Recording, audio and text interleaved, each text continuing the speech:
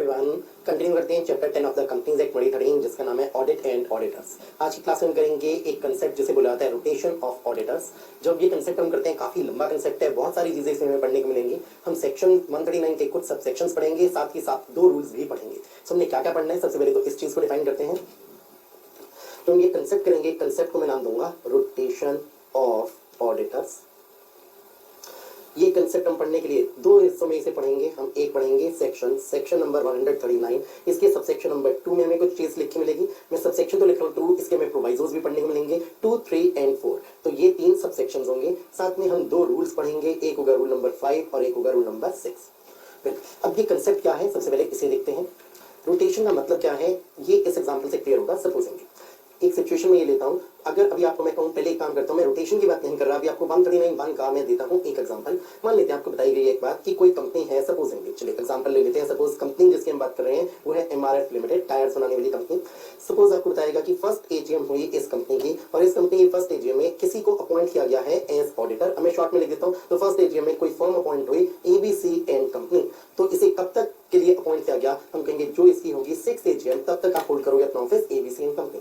अब मैं ओनली अभी आंसर दे रहा हूं एज पर 139(1), मैं भी रोटेशन के कंसेप्ट को बीच में नहीं ला रहा हूं। तो 6th एजीएम को मैं एक काम करता हूं, यहां से हटा के यहां लिख देता हूं। ये आपकी हो गई 6th एजीएम। 6th एजीएम तक इस कंपनी एबीसी एंड कंपनी जो ऑडिट फर्म है, इसने अपना ऑफिस होल्ड किया। 6th एजीएम में रीअपॉइंट करने की बात है कि यही same firm ABC and company reappoint हो सकती है। तो मैंने आपको कहा था बिल्कुल कोई दिक्कत नहीं है, ये रीअपॉइंट हो सकती है। जितनी मर्जी बार आप रीअपॉइंट करने की बात करो, आप रीअपॉइंट कर सकते हो। तो एक ऑडिटर जितनी मर्जी बार रीअपॉइंट हो सकता है, फर्स्ट एजीएम से 6th एजीएम, 6th एजीएम के बाद आगे हम 11th एजीएम, 11th एजीएम के बाद आगे 16th AGM and so on. इसमें कहीं कोई भी दिक्कत नहीं है। अब 139 सबसेक्शन 1 हमने पढ़ा था, और उस 139(1) के हिसाब से तो मैं कहूंगा सही में कोई भी दिक्कत नहीं है। हम इसे ऐसे कह सकते हैं, एबीसी एंड कंपनी आपको यहाँ भी दिख रही है, यहाँ भी दिख रही है, इसके बाद भी एबीसी एंड कंपनी कंटिन्यू कर रही है। 16th एजीएम के बाद मान लेते हैं, फिर आपको बताता है एबीसी एंड कंपनी आगे कंटिन्यू करती है 21st एजीएम। क्या कहीं भी कोई दिक्कत है? मैं कहूंगा 139 सबसेक्शन 1 के हिसाब से तो कहीं कोई दिक्कत नहीं है। पर अब आते हैं, मैं बीच में लाता हूँ सेक्शन जो हमने पढ़ना है, दैट इज 139 सबसेक्शन नंबर 2। इसमें लिखा हुआ है कंसेप्ट रोटेशन का। और रोटेशन का कंसेप्ट क्या है कि एक ही फर्म अगर ऑडिट करती रहेगी इस तरीके से लगातार, तो ये तो गलत हो जाएगा। गलत क्यों जाएगा? क्योंकि इस फर्म के जो पार्टनर्स और एम्प्लॉइज जो ऑडिट कर रहे हैं, वो हो सकता है जो इस कंपनी एमआरएफ लिमिटेड है, इसके एम्प्लॉइज के साथ, इसके डायरेक्टर्स के साथ बहुत ज्यादा हो जाएंगे फेमिलियर। एक फेमिलियरिटी थ्रेट होगी कि शायद ये फर्म के पार्टनर्स विश्वास करने लगेंगे एमआरएफ लिमिटेड के डायरेक्टर्स और एम्प्लॉइज पर। इतना विश्वास करने लगेंगे कि शायद ये कहीं देखो जी, इन 5 साल के दौरान हमने ऑडिट किया, हमें कुछ गड़बड़ नहीं मिली। मान लेते हैं अगले 5 साल भी हमने फिर से ऑडिट किया, हमें कोई गड़बड़ नहीं मिली। इसका मतलब यहाँ पर तो ज्यादा थॉरो चेकिंग करने की जरूरत नहीं होती। हम तो 10 साल काम करके देख चुके हैं और ये बहुत कैजुअल बिहेवियर अपनाने लग जाए। ऐसी पॉसिबिलिटी है, और इसी पॉसिबिलिटी को लॉ रोकना चाहता है। कंसेप्ट लेकर आया रोटेशन का। रोटेशन के कंसेप्ट हम सबसे पहले देखेंगे कि क्या जो कंपनी हमारे लिए क्वेश्चन में दी गई है, क्या उस कंपनी के ऊपर ये रोटेशन का कंसेप्ट अप्लाई होता है या नहीं होता। तो रोटेशन का कंसेप्ट सारी कंपनीज के लिए नहीं है। आज की डेट में भी अगर हम कहें, बहुत सारी ऐसी कंपनी हो सकती है जिनके लिए मुमकिन है कि आपने फर्स्ट एजीएम में ऑडिटर को अपॉइंट किया, इसने ऑफिस 6th एजीएम तक होल्ड किया, उसी को रीअपॉइंट किया, इसने ऑफिस 11 तक होल्ड किया, फिर से रीअपॉइंट किया, इसने ऑफिस 16 तक होल्ड किया, फिर रीअपॉइंट किया, एंड ये सिलसिला चलता रहे। क्या ये आज भी मुमकिन है? बिल्कुल। पर कुछ ऐसी कंपनीज हैं जिन्हें भी मैं बोल देता हूं बड़ी कंपनी ना। अब एक बात, ये बिगर कंपनी आपको वर्ड लिखा नहीं मिलेगा, ये तो मैंने कन्वीनियंस के लिए यूज कर लिया। अगर कोई कंपनी बड़ी कंपनी है, बिगर कंपनीज की लिस्ट में आ जाती है, तो ऐसी जो बिगर कंपनीज हैं उनके रोटेशन का कंसेप्ट अप्लाई होगा। और हम कहेंगे अब आपका जो ऑडिटर है वो बार बार रीअपॉइंट नहीं हो सकता, उसके लिए एक लिमिट है। अब वो लिमिट क्या है उसे देखते हैं। सपोजिंगली कंपनी जो है वो है एमआरएफ लिमिटेड, जैसे मैंने अभी एग्जांपल लिया, और मान लेते हैं आपको बताया गया है ये कवर होती है। अब मैं इसे सिंपली लिख देता हूं, ये कवर हो रही है अंडर कंसेप्ट ऑफ रोटेशन। तो इसे मैंने इस तरीके से लिख दिया, this is covered under section number 139 subsection number 2। अब रोटेशन के कंसेप्ट के लिए सेक्शंस मैंने आपको बताए थे, 139(2) भी है, 139(3) भी है, 139(4) भी है, पर सबसे ज्यादा इंपॉर्टेंट बातें इसी एक सेक्शन में लिखी हुई है। तो आमतौर पर बोल दिया जाता है रोटेशन का कंसेप्ट कहां पर है, 139(2) में है। मैं भी ऐसे यूज करूंगा। तो जैसे मैंने कहा कि एमआरएफ लिमिटेड कवर्ड है अंडर सेक्शन 139(2), इसका मतलब एमआरएफ लिमिटेड पर रोटेशन का कंसेप्ट अप्लाई होता है। अब एमआरएफ लिमिटेड तुम पर रोटेशन का कंसेप्ट अप्लाई होता है। मान लेते हैं तुमने जिसे अपॉइंट किया वो कोई इंडिविजुअल है। अब रोटेशन के कंसेप्ट में ये बात इंपॉर्टेंट बन जाती है कि जो ऑडिटर है वो इंडिविजुअल है या वो कोई ऑडिट फर्म है। मैं मान लेता हूं ये कोई इंडिविजुअल है। मान लेते हैं इनका मैं नाम ले लेता हूं, ये है mister Abhishek. So mister Abhishek individual, वो है ऑडिटर ऑफ एमआरएफ लिमिटेड। इन्हें अपॉइंट किया गया in the first AGM as auditor. इन्होंने अपना ऑफिस होल्ड किया अप टू 6th एजीएम। तो कंक्लूजन ऑफ 6th एजीएम तक अभिषेक आप रहे हो ऑडिटर। मैंने यहां पर लिख दिया अभिषेक। सो अब अभिषेक चाहते हैं कि वो रीअपॉइंट हो जाएं 6th एजीएम में और 11th एजीएम तक ऑडिटर रहें, और कंपनी एमआरएफ लिमिटेड भी चाहती है कि अभिषेक ही आगे कंटिन्यू करें एज ऑडिटर। कंपनी चाहती है, कंपनी बोर्ड ऑफ डायरेक्टर्स चाहते हैं, भी मान लीजिए कंपनी के मेंबर्स भी चाहते हैं। पर क्या लॉ इस बात को परमिट करता है? लॉ कहता है नो। अभिषेक क्योंकि आप रह चुके हो 5 साल तक के लिए as auditor of this company MRF limited, जिस एमआरएफ लिमिटेड पर 139(2) के तहत रोटेशन का कंसेप्ट अप्लाई होता है। इसलिए अब एक नया ऑडिटर आएगा, आप आगे कंटिन्यू नहीं करोगे तो आप कितना साल काम कर पाए? आप 5 इयर्स तक तो कंटिन्यू कर पाए हो, आपने 5 साल की अपनी टर्म पूरी कर ली है, पर अब आप अगले 5 साल तक ऑडिटर नहीं बन पाओगे, हमने इसे क्रॉस कर दिया। अब इसी सिचुएशन को मैं फिर से लिखता हूं, बस जरा सा चेंज करूंगा। अभी मैंने लिया था कि एक इंडिविजुअल है अभिषेक जो कि ऑडिट कर रहा था, मैं कहता हूं मान लेते हैं, हमें बताया गया है कि ये इंडिविजुअल नहीं है, ये कोई एक फर्म को अपॉइंट किया गया एज ऑडिटर। चलिए मान लेते हैं एमआरएफ लिमिटेड ने जिसे अपॉइंट किया, नाम ले लेते हैं, उसका नाम है अमिताभ अभिषेक एंड कंपनी। ये एक ऑडिट फर्म है, इसे मैं शॉर्ट में बोल देता हूं, अमिताभ अभिषेक को बार बार इतने लंबे वर्ड्स ना रखने पड़े, ए एंड कंपनी। चलिए अब ऑडिटर कौन बने हैं? तो अभिषेक नहीं बने हैं, ये फर्म बनी है ए एंड कंपनी।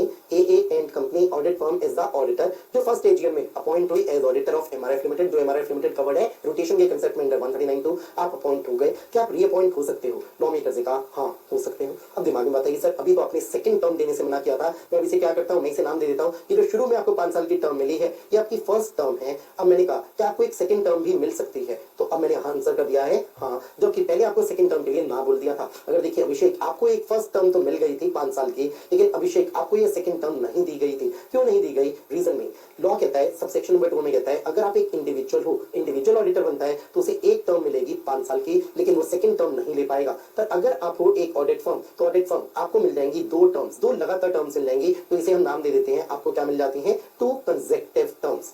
कितने समय की? तो 2 कंसेक्यूटिव टर्म्स मिल जाती हैं आपको 5 इयर्स ईच की। तो कंसेक्यूटिव टर्म्स की बात किसके लिए आई है? ऑडिट फर्म के लिए आई है, जबकि अगर आप इंडिविजुअल थे तो आपको केवल एक टर्म मिलती थी 5 इयर्स की। अब एक सिचुएशन को आगे लेते हैं, 2 टर्म्स तो मिल गए, हमने टिक कर दिया, क्रॉस कब लगेगा? हम कहेंगे अब आपकी 2 टर्म्स पूरी हो गई। अगर आप इस 11th एजीएम के बाद चाहते हो कि हम फिर से रीअपॉइंट हो जाएं फॉर 11 to 16 एजीएम का ये पीरियड, क्या आप अमिताभ अभिषेक एंड कंपनी हो पाओगे फिर से रीअपॉइंट इस थर्ड टर्म के लिए? तो आंसर विल बी नो। अब आप नहीं हो पाओगे रीअपॉइंट, क्योंकि आपकी कौन सी टर्म होने वाली है? ये आपकी थर्ड कंसेक्यूटिव टर्म होने वाली है, जो थर्ड टर्म आपको मिल ही नहीं सकती। तो आपको थर्ड टर्म नहीं मिलेगी, इससे आप नहीं अपॉइंट हो पाओगे, रीअपॉइंट हो पाओगे। तो आप 2 टर्म्स होल्ड कर पाओगे, पर 2 टर्म्स के बाद होल्ड नहीं कर पाओगे। अब एक सवाल आता है, क्या आप जिंदगी भर आप अमिताभ अभिषेक एंड कंपनी नहीं बन पाओगे auditor of this company MRF limited? हम कहेंगे ये जिंदगी भर के लिए नहीं होगा। जो आपको रोका जा रहा है वो रोका जा रहा है, इसका मतलब हम एक वर्ड यूज करेंगे break.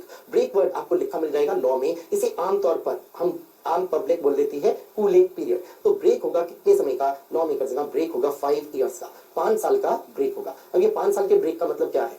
Amitabh Abhishek and company, आपने अपना ऑफिस होल्ड किया, पहले फर्स्ट टर्म ऑफ 5 इयर्स, फिर होल्ड किया सेकंड टर्म ऑफ 5 इयर्स, ये दोनों तो परमिटेड थे। अब आप 5 साल के लिए अपना ऑफिस होल्ड नहीं कर पाओगे, इसका मतलब एमआरएफ लिमिटेड का आप ऑडिटर नहीं बन पाओगे इस पीरियड में 11th AGM to 16th AGM. लेकिन अगर 16th एजीएम के बाद फिर से सपोज आप ऑफिस अपना होल्ड करना चाहते हो, सपोज 21st एजीएम, क्या ये मुमकिन होगा? हम कहेंगे बिल्कुल। अब आप फिर से अमिताभ अभिषेक एंड कंपनी क्या बन सकते हो ऑडिटर? हम कहेंगे बिल्कुल बन सकते हो, इन 5 साल के लिए आप बन गए। अगर मान लो 21st एजीएम के बाद आप आगे फिर से 26th एजीएम तक ऑफिस अपना होल्ड करना चाहते हो, क्या कर सकते हो? हम कहेंगे बिल्कुल। रीजन नहीं, जब आपको अपॉइंट किया गया ये 5 साल को हम कहेंगे आपकी फिर से एक फ्रेश टर्म हो गई, या आपकी फर्स्ट टर्म हो गई, और ये वाले 5 साल आपकी फिर से सेकंड टर्म हो गई। तो सिंपल सा अगर कंक्लूजन निकाले, जैसे ही 5 साल का आपने ब्रेक लिया है, 5 साल का ब्रेक लेने के बाद में अब हम कहेंगे हम इस बात को भूल गए कि आप ऑलरेडी 2 टर्म्स पूरी कर चुके हो। तो अगर आपने एक बार एक ब्रेक ले लिया है 5 इयर्स का, तो जो पुराना आपने काम किया था लगातार 10 साल 2 कंसेक्यूटिव टर्म्स, हम उसे भूल जाएंगे। ब्रेक लेने के बाद आप फिर से एलिजिबल हो जाओगे, बन पाओ ऑडिटर इसी कंपनी एमआरएफ लिमिटेड के। कितनी टर्म्स आपको फिर से मिल सकती हैं? 2 टर्म्स आपको फिर से मिल सकती हैं। चलिए कंक्लूजन निकालते हैं। इंडिविजुअल के लिए अलग चीज है, अगर आप एक ऑडिट फर्म हो, इसे मैं ओनली फर्म लिख देता हूं, अगर आप एक फर्म हो तो आपके लिए अलग चीज है। इंडिविजुअल आपको कितने टर्म्स मिलेंगे? आपको टर्म मिलेगा ओनली एक टर्म। कितने पीरियड का होगा? 5 इयर्स का होगा। जबकि फर्म के लिए हम बोलेंगे तो फर्म आपको कितने टर्म्स मिलेंगे? आपको मिलेंगे 2 टर्म्स ऑफ 5 इयर्स ईच। अब मैं यहाँ पे ईच लिखूंगा क्योंकि आपके दोनों टर्म्स होंगे 5-5 साल के।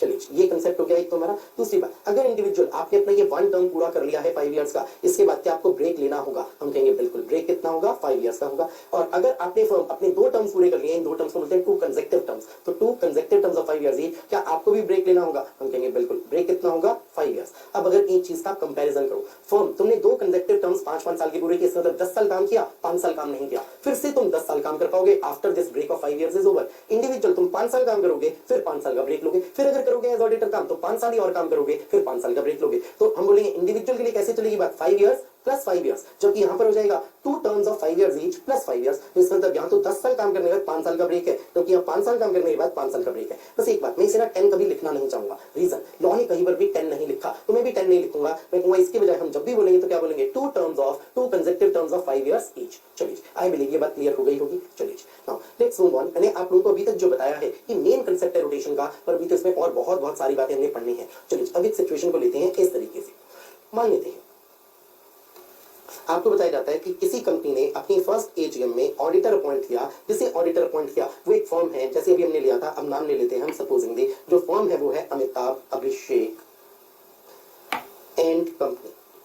क्या यही फर्म फिर से भी रीअपॉइंट हो पाएगी? हम कहेंगे बिल्कुल ये फिर से रीअपॉइंट हो पाएगी।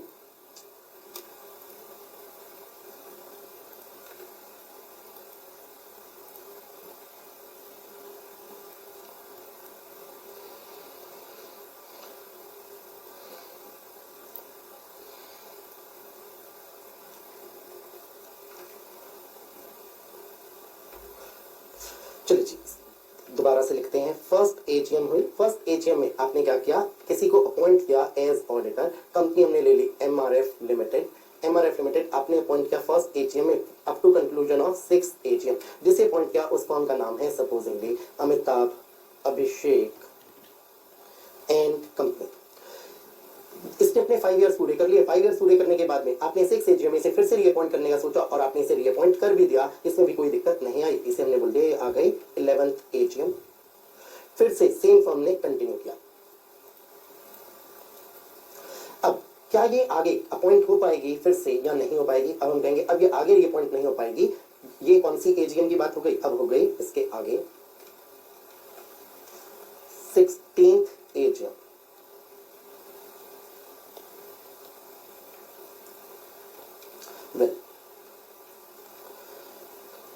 कहां ये अपॉइंटमेंट हो गई? क्या ये रीअपॉइंटमेंट हो सकती है? यस। अब आपकी 2 टर्म्स पूरी हो गए, पर अब आप रीअपॉइंट नहीं हो सकते क्योंकि आपकी 3rd टर्म हो जाएगी और 3rd टर्म आप कर नहीं सकते। 2 कंसेक्यूटिव टर्म्स अलाउड है। तो हम कहेंगे यहाँ तो ब्रेक चाहिए। ब्रेक कितने समय का चाहिए? Break for a period of 5 years चाहिए। तो अमिताभ अभिषेक एंड कंपनी नहीं रीअपॉइंट हो सकती। अगर बात आए क्या यहाँ अब कोई और मान लेते हैं कोई एबीसी एंड कंपनी अपॉइंट होना चाहती है, क्या ये अपॉइंट हो सकती है? हम कहेंगे बिल्कुल हो सकती है, क्योंकि 11th AGM to 16th AGM रोक किस पर है? उसी ऑडिट फर्म पर रोक है जो ऑडिट फर्म अपने 2 कंसेक्यूटिव टर्म्स कर चुकी है। तो क्या कोई और फर्म अपॉइंट हो सकती है? मैं कहूंगा बिल्कुल कोई और फर्म भी अपॉइंट हो सकती है, कोई इंडिविजुअल भी अपॉइंट हो सकता है। अब आई बात, सपोजिंगली जो अपॉइंटमेंट के लिए प्रपोजल आता है वो प्रपोजल आता है, नाम ले लेते हैं supposedly Amitabh Aishwarya and company. इस फर्म को अपॉइंट करने का प्रपोजल आता है। क्या ये फर्म अपॉइंट हो सकती है? अब सोचें, आपको एक बात बताई जाती है, अमिताभ एक कॉमन व्यक्ति हैं, वो इस फर्म में भी पार्टनर थे, अमिताभ अभिषेक एंड कंपनी में भी, और अमिताभ ऐश्वर्या एंड कंपनी में भी वो एक पार्टनर है। अब लॉ मेकर्स की सोच क्या है? वो ये चीज देखते हैं कि कई बार होता है कि हमें मान चलता है एक चार्टर्ड अकाउंटेंट इन प्रैक्टिस है, वो खाली एक फर्म में पार्टनर नहीं है, वो 5, 7, 10 फर्म्स में पार्टनर है।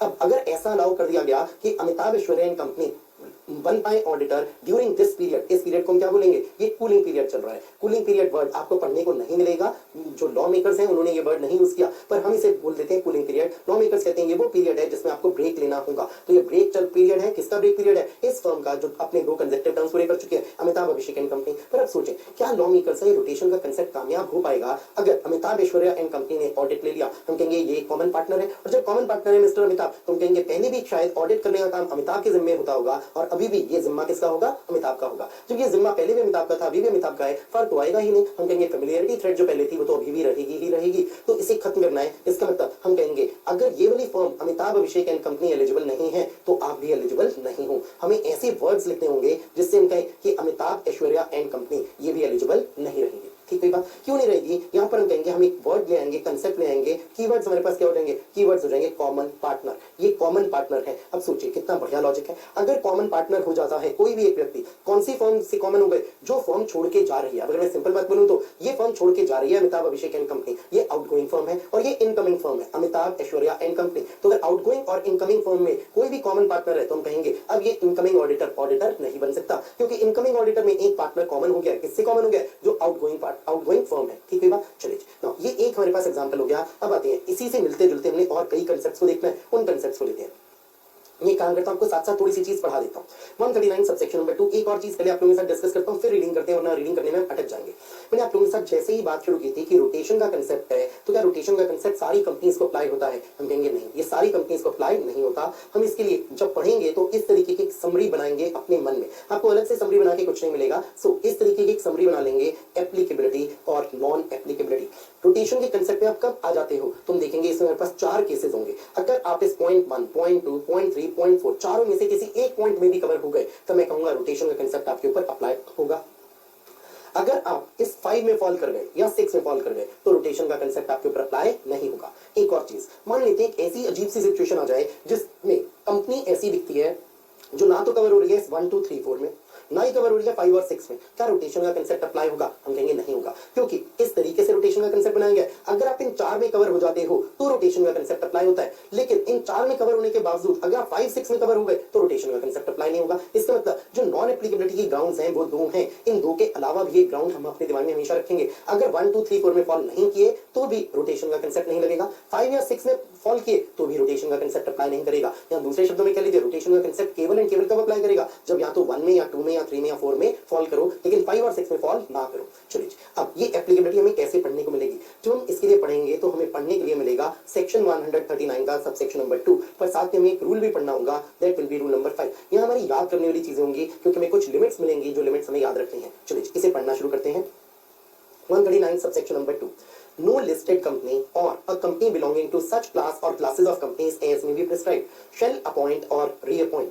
Clause A. An individual as auditor for more than one term of 5 consecutive years.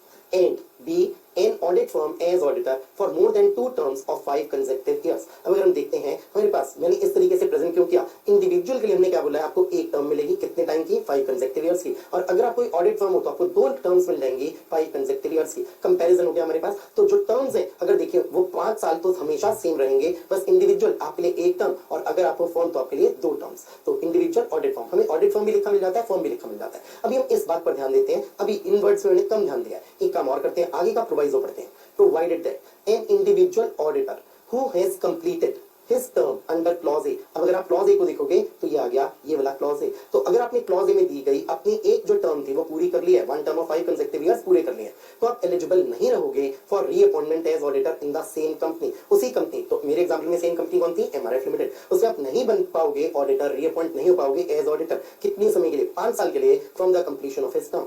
अब टर्म कब कंप्लीट हो जाती है? क्लॉज ए के तहत, जब आपने एक टर्म को पूरा कर लिया, क्योंकि आप इंडिविजुअल हो। आगे देखते हैं इस क्लॉज नंबर 2 को।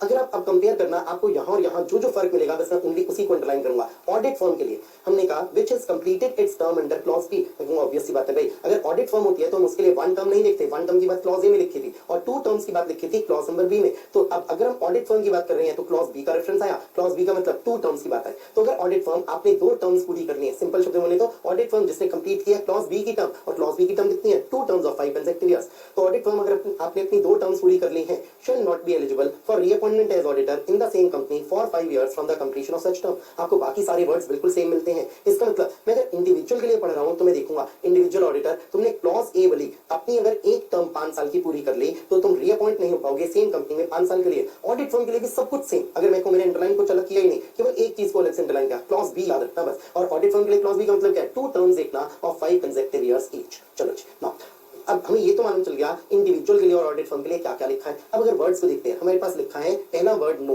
तो इस नो का मतलब क्या है? आपके ऊपर एक रिस्ट्रिक्शन लगाई जा रही है, आप ऐसा नहीं करोगे। इंडिविजुअल आप ऐसा नहीं करोगे, या इसे हम बल्कि इंडिविजुअल और फर्म के लिए ना कहें, कंपनी के ऊपर रोक लगाई जा रही है। जैसे मेरा एग्जांपल था MRF लिमिटेड, कंपनी आप हो MRF लिमिटेड, तो कंपनी MRF लिमिटेड आप किसी भी इंडिविजुअल को मत अपॉइंट रीअपॉइंट करना। आप MRF लिमिटेड किसी भी फर्म को मत अपॉइंट रीअपॉइंट करना। कितने समय से ज्यादा के लिए? इंडिविजुअल को 5 साल की एक टर्म से ज्यादा मत देना, और जो फर्म होगी उसे 5 साल की 2 टर्म से ज्यादा मत देना। तो आपके ऊपर कंपनी रोक लगा दी गई, आप ऐसे किसी व्यक्ति को अपॉइंट मत करना जो इंडिविजुअल है, और उसे एक इंडिविजुअल को 5 साल से ज्यादा की एक टर्म मत देना, सिंपल शब्दों में। और फर्म को 2 टर्म्स से ज्यादा मत देना। 2 टर्म्स कितने समय की? 5 साल की। चलिए तो रोका गया। अब कैसी कंपनी को रोका गया? Listed company. आगे लिखा company belonging to such class और classes of companies as may be prescribed. तो वो क्लासेस ऑफ कंपनीज जो कि प्रिस्क्राइब्ड है, और प्रिस्क्राइब के लिए ही हमने पढ़ना है यहाँ पर रूल नंबर 5। तो आपके ऊपर रोक लगा दी अपॉइंट रीअपॉइंट करने के लिए। हमें अब ये 139 पूरा समझ में ही कब आएगा? तो हम पढ़ेंगे इस रूल 5 को। चलिए रूल 5 को पढ़ते हैं। रूल 5 क्या आ गया, class of companies. For the purposes of subsection 2 of section 139, the class of companies shall mean the following classes of companies excluding one person companies and small companies। तो इसे मैं नंबर देता हूं 5 and 6। अब मैं इसे सीधा 5 और 6 क्यों दे रहा हूं, क्यों नंबर 1 and 2 नहीं दे रहा, कह रहा हूं जो मेरा बताने का आपको तरीका था उसमें रख के देखिए। मैंने कहा था नॉन एप्लीकेबिलिटी दो तरीकों के लिए लिखी गई है, तो 1 पर्सन कंपनी स्मॉल कंपनीज 5 और 6 कहला रही हैं, वो नहीं कवर होंगी रोटेशन के कंसेप्ट में, क्योंकि रूल 5 ने उन्हें साफ साफ बोल दिया कि हम आपको एक्सक्लूड कर रहे हैं। आगे बढ़ते हैं, तो कंपनीज कवर कौन हो रही हैं, ये हो रही हैं all unlisted public companies having paid up share capital of ₹10 crore और मोर। अब ये फिगर हो गई जो आपको याद रखनी है, ₹10 करोड़ किस चीज की फिगर है, पेड अप शेयर कैपिटल की फिगर है। किन के लिए है, अगर आपको एक अनलिस्टेड पब्लिक कंपनी। अब अगली बात, आप हो एक प्राइवेट लिमिटेड कंपनी, तो आपके लिए भी पेड अप शेयर कैपिटल दिख जाएगी, पर 10 करोड़ नहीं, बहुत बहुत ज्यादा ₹50 करोड़। अगर आप कोई भी कंपनी हो, words I all companies having paid up share capital of below threshold limit. Threshold limit का मतलब जो ऊपर दी गई लिमिट है, आप उस लिमिट से नीचे हो। इसका मतलब अगर आप अनलिस्टेड पब्लिक कंपनी हो तो 10 करोड़ से कम की आपकी पेड अप कैपिटल है, या अगर आप प्राइवेट लिमिटेड कंपनी हो तो आपकी 50 करोड़ से कम की पेड अप कैपिटल है। लेकिन आगे आया बट, हैविंग पब्लिक बोरोइंग्स, पर आपने पैसा बोरो किया हुआ है from financial institutions, banks and public deposits of ₹50 crore और मोर। 50 करोड़ या उससे ज्यादा का पैसा बोरो किया है, वो बोरो भी खास लोगों से किया है। किससे किया है, फाइनेंशियल इंस्टीट्यूशंस, मैंने ए दिया, बैंक्स बी दिया और पब्लिक डिपॉजिट सी का नाम दिया। अब मेरे पास यहाँ 3 कंपनीज आ गई हैं, पर मैंने इनकी नंबरिंग 1 2 3 नहीं करनी, मैं इनकी नंबरिंग करता हूँ 2 3 एंड 4। अब मैंने 1 वाली नंबरिंग किसी के लिए संभाल के रखी है, किसके लिए, जो हमने 139(2) पढ़ा था, तो उसमें शुरू में वर्ड से नो लिस्टेड कंपनी, नो से तो मन चल रहा था रिस्ट्रिक्शन है आपके ऊपर, तो कौन सी कंपनी, लिस्टेड कंपनी। 139(2) में जो लिखी थी लिस्टेड कंपनी, वो मेरा पहला नंबर हो गया, इन पर रोटेशन का कंसेप्ट अप्लाई होगा। दूसरा किस पर रोटेशन अप्लाई होगा, अनलिस्टेड पब्लिक कंपनीज जिनकी पेड अप कैपिटल 10 करोड़ और मोर। तीसरा नंबर हो गया प्राइवेट लिमिटेड कंपनीज जिनकी पेड अप कैपिटल 50 करोड़ और मोर। चौथा नंबर हो गया कोई भी कंपनी, चाहे वो हो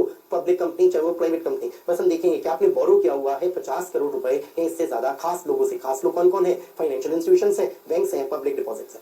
चलिए नाउ हमारे पास 6 पॉइंट टोटल में बने। अब ये तो याद करने की बात है, इसमें ना तो ज्यादा हम एनालिसिस कर सकते हैं और ना ही कोई चीज समझ सकते हैं, बस याद रखेंगे आप एप्लीकेबिलिटी किसके लिए हो गई है, 4 कंपनीज के लिए हो गई है, नॉन एप्लीकेबिलिटी 2 तरीके की कंपनीज के लिए हो गई है। अगर इन्हें हम एक बार गो थ्रू करें, सबसे पहली कंपनीज कौन सी हुई, लिस्टेड कंपनीज हुई। दूसरी कंपनीज हमने कहा आप अनलिस्टेड कंपनी हो, लेकिन कैसी कंपनी हो, मैं कम वर्ड्स लिख रहा हूं, पब्लिक कंपनी हो, और यहाँ पर आपकी जो पेड अप कैपिटल है वो है ₹10 करोड़। ये भी शॉर्ट में लिखा, पेड अप कैपिटल को मैंने नहीं लिखा। आप कोई प्राइवेट कंपनी हो और आपकी पेड अप कैपिटल है, पेड अप कैपिटल है ₹50 करोड़, या यहाँ पर हम बोलेंगे आपकी बोरोइंग्स हैं और वो बोरोइंग्स हैं ₹50 करोड़ और मोर। अगर आप इस 1 को पूरा कर देते हो, या 1 को पूरा नहीं करते 2 को पूरा कर देते हो, 2 को पूरा नहीं करते 3 को पूरा कर देते हो, या ओनली 4 को पूरा कर देते हो, एनी वन, सो एप्लीकेबिलिटी में हम क्या देखेंगे, आप क्या इसमें से एनी 1 को भी पूरा करते हो। अगर इनमें से एनी 1 को भी पूरा कर दिया, रोटेशन का कंसेप्ट अप्लाई होगा। नॉन एप्लीकेबिलिटी किसके लिए बोल दी, हमने कहा ओपीसी, आप एक बहुत छोटी सी कंपनी हो तो आपके लिए रोटेशन का कंसेप्ट कभी भी एप्लीकेबल नहीं होगा, चाहे कुछ भी क्यों ना हो जाए। स्मॉल कंपनी, आप स्मॉल कंपनी हो, इसके लिए हम एक पढ़ लेते हैं सेक्शन 2 क्लॉज नंबर 85, यहाँ पढ़ने की जरूरत नहीं है, हमारा पहले पढ़ा हुआ है। तो स्मॉल कंपनी हो, तो जब स्मॉल कंपनी हो तुम्हारे ऊपर भी हम रिलैक्स मैनर में लॉ अप्लाई करेंगे, इससे रोटेशन का कंसेप्ट नहीं आएगा। चलिए अब जैसे ही बात पढ़े, एक सिचुएशन लेते हैं, क्या ये वाला एग्जांपल अगर मैं दूं तो क्या ये आज भी प्रैक्टिकल लाइफ में मुमकिन है या नहीं है। ये सब एजीएम है, first AGM, 6th AGM, 11th AGM, 16th AGM और 21st एजीएम कि ये कंपनी है कोई, मान लेते हैं, बताया जाता है आपको एबीसी प्राइवेट लिमिटेड है, आपको इस बारे में काफी डिटेल दी जाती है कि ये कंपनी लिस्टेड नहीं है, लिस्टेड पे क्रॉस। इस कंपनी की पेड अप कैपिटल आपको बताई हुई है, बहुत कम है, ₹1 करोड़ की पेड अप कैपिटल है। इस कंपनी की जो बोरोइंग्स है वो बोरोइंग्स बहुत कम है, वो बोरोइंग्स है ओनली ₹2 करोड़। अब हमें बताना है कि क्या इस पर रोटेशन का कंसेप्ट अप्लाई होगा या रोटेशन का कंसेप्ट अप्लाई नहीं होगा। तो मैं रोटेशन का कंसेप्ट अप्लाई नहीं होगा। जो रोटेशन का कंसेप्ट अप्लाई नहीं होगा, क्या ये मुमकिन है कि इन्होंने ऑडिटर अपॉइंट किया इस कंपनी एबीसी प्राइवेट लिमिटेड ने मिस्टर ए को, और मिस्टर ए यहाँ भी ऑडिटर, मिस्टर बी यहाँ भी, यही mister A, sorry mister B नहीं, मिस्टर ए यहाँ भी ऑडिटर, मिस्टर ए ये भी यहाँ भी ऑडिटर, इन सारे पीरियड्स में मिस्टर ए ऑडिटर है, first AGM to 6B, 6 to 11B, 11 to 16B, 16 to 21B, और रोटेशन हो ही नहीं रहा। क्या ये मुमकिन है, मैं कहूँगा बिल्कुल। क्या ये प्रैक्टिकल लाइफ में ऐसी बहुत कंपनीज होंगी, तो बहुत होंगी, रीजन नहीं। अगर आप देखो प्राइवेट कंपनीज के लिए कितनी बड़ी लिमिट लिखी है, कई सारी आपको इतनी ही थाउजेंड्स नहीं लैक्स में मिलेंगी प्राइवेट कंपनीज, जिनका आपको मालूम चलेगा जो उनकी पेड अप कैपिटल है वो पेड अप कैपिटल कहीं कम है। हमें पेड अप कैपिटल की लिमिट क्या लिखी मिली है, हमें लिखी मिली है ₹50 करोड़। तो आपको बहुत कंपनीज ऐसी दिखेंगी जिनकी paid up capital less than होगी ₹50 करोड़। अगर लेस देन 50 करोड़ है, साथ में हमने बोरोइंग्स को देखा, बोरोइंग्स भी ₹50 करोड़ से कम है। कौन सी बोरोइंग्स, बैंक से, फाइनेंशियल इंस्टीट्यूशन से और पब्लिक से लिए गए डिपॉजिट से। सो हम कहेंगे अगर आपने ये बात को पूरा किया हुआ है कि आपकी बोरोइंग्स भी कम है 50 करोड़ से, पेड अप कैपिटल भी आपकी कम है ₹50 करोड़ से, आप प्राइवेट कंपनी हो और आगे बताया गया लिस्टेड तो है ही नहीं, अब हम क्या चीज कहेंगे, हम कहेंगे रोटेशन का कंसेप्ट अप्लाई नहीं हो रहा, और रोटेशन नहीं हो रहा तो एक ही व्यक्ति ऑडिटर बना रहे सालों साल, इसमें कहीं कोई दिक्कत की बात नहीं है।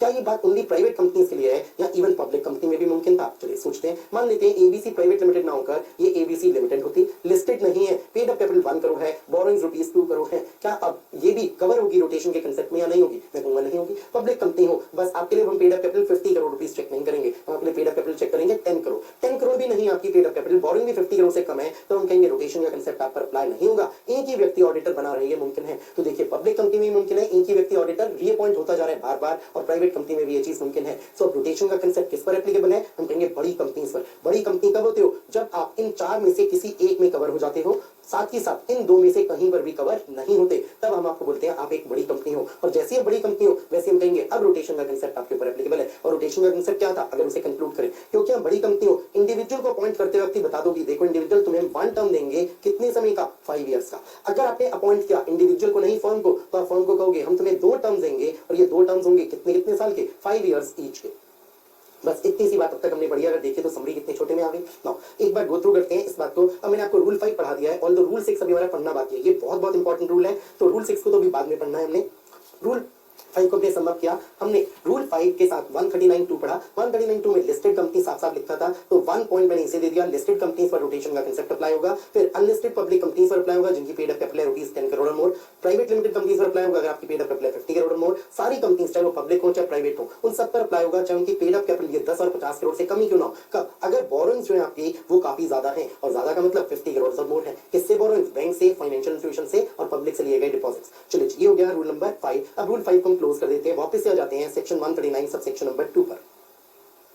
139 सबसेक्शन नंबर 2। अब आप पूरे सेंटेंस को पढ़ के देखेंगे, इस नो से मालूम चला रिस्ट्रिक्शन है। किस पर रिस्ट्रिक्शन है? पहला नंबर लिस्टेड कंपनीज पर रिस्ट्रिक्शन है। और अगली बात, और किन कंपनीज पर रिस्ट्रिक्शन है? वो सारी क्लासेस ऑफ कंपनीज जो कि प्रिस्क्राइब की गई है रूल 5 में। और रूल 5 पढ़ के में पॉइंट्स मालूम चल गए, 2, 3, 4 में कवर होते हो तो रोटेशन का कंसेप्ट अप्लाई होगा। 5 या 6 में अब कवर होते हो तो रोटेशन का कंसेप्ट अप्लाई नहीं होगा। तो हम ऐसे रूल 5 को पढ़ चुके हैं। नाउ आपके ऊपर रिस्ट्रिक्शन क्या है? आप अपॉइंट रीअपॉइंट मत करना ऐसे इंडिविजुअल को, आप अपॉइंट रीअपॉइंट मत करना किसी भी इंडिविजुअल को एक टर्म से ज्यादा के लिए। एक टर्म कितने ईयर्स की होगी? 5 कंसेक्टिव ईयर्स की होगी। फिर दूसरी बात बोली गई, आप अगर कवर हो रहे हो इस रूल 5 में, यहाँ पे एक लिस्टेड कंपनी हो, तो आप अपॉइंट रीअपॉइंट नहीं करना किसी भी फर्म को 2 से ज्यादा टर्म्स के लिए। और हर टर्म कितने पीरियड की होगी? 5 कंसेक्टिव ईयर्स की होगी। चलिए अगली बात, इसी से मालूम चल गया कि अब अगर इस ऑडिट फर्म ने अपनी 2 टर्म्स पूरी कर ली हो, तो 2 टर्म्स पूरी करने के बाद इसे 5 साल का ब्रेक लेना होगा। और अगर इंडिविजुअल है, इसने एक टर्म पूरी कर ली हो 5 साल की, तो इसे 5 साल का ब्रेक लेना होगा। तो ब्रेक हमेशा कितना रहता है? ब्रेक सेम रहता है, 5 साल का ब्रेक है। यहाँ भी अगर यहाँ बोले, यहाँ मैंने लिखा नहीं है, यहाँ 5 साल का ब्रेक है, यहाँ भी 5 साल का ही ब्रेक है,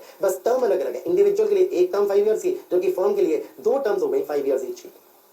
चलिए ये तो हो गया फर्स्ट प्रोवाइजो। अब सब सेक्शन 2 हो गया, फर्स्ट प्रोवाइजो हो गया, मैंने आपको करवा दिया रूल नंबर 5। अब आते हैं इस पे, सब सेक्शन नंबर 2 का हम पढ़ने जा रहे हैं। अब ये second proviso, provided further that as on date of appointment no audit firm. अब मुंह से में फिर से मान चला, आपके लिए हो गई है रिस्ट्रिक्शन। Audit firm आपके लिए एक restriction है, having a common partner or partners to the other audit firm whose tenure has expired in a company shall be appointed as auditor of the same company for a period of 5 years। सोचिए यहाँ हमारा कौन सा example fit हो जाएगा। यहाँ मैंने आपको एक एग्जाम्पल दिया था अमिताभ अभिषेक एंड कंपनी का।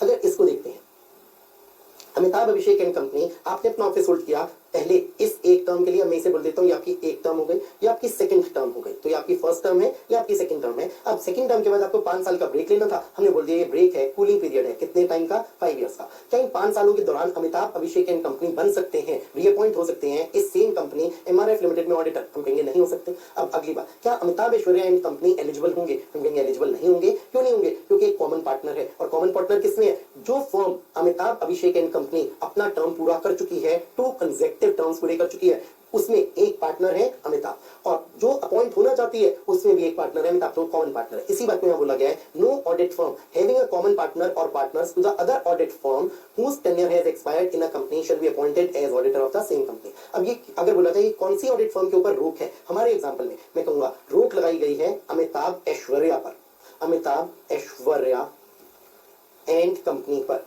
ये रोक है, क्यों रोक है? क्योंकि कोई ना कोई कॉमन पार्टनर है। कॉमन पार्टनर कौन है? मेरे एग्जांपल में कॉमन पार्टनर है आप मिस्टर अमिताभ। किस दूसरी फर्म में आप पार्टनर है मिस्टर अमिताभ? तो other audit firm whose tenure has expired। अब सोचेगा कौन सी है अदर ऑडिट फर्म जिसका टेन्योर एक्सपायर हो चुका है? मैं कहूंगा जो अदर ऑडिट फर्म जिसका टेन्योर एक्सपायर हो चुका है, इसका नाम था अमिताभ अभिषेक एंड कंपनी।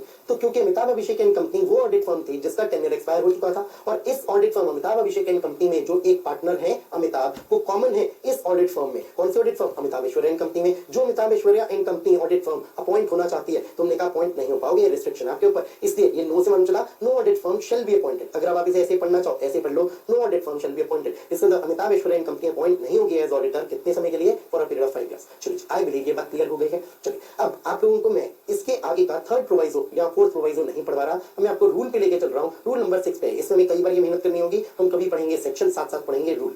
ये रूल नंबर 6 है जिसमें रोटेशन के लिए काफी बातें लिखी गई हैं, जैसे manner of rotation of auditors by companies on expiry of their term. अभी मैं आपको इसमें कौन सा पॉइंट पढ़ाने जा रहा हूँ बता देता हूँ, आप सोचिएगा ये क्यों लिखा।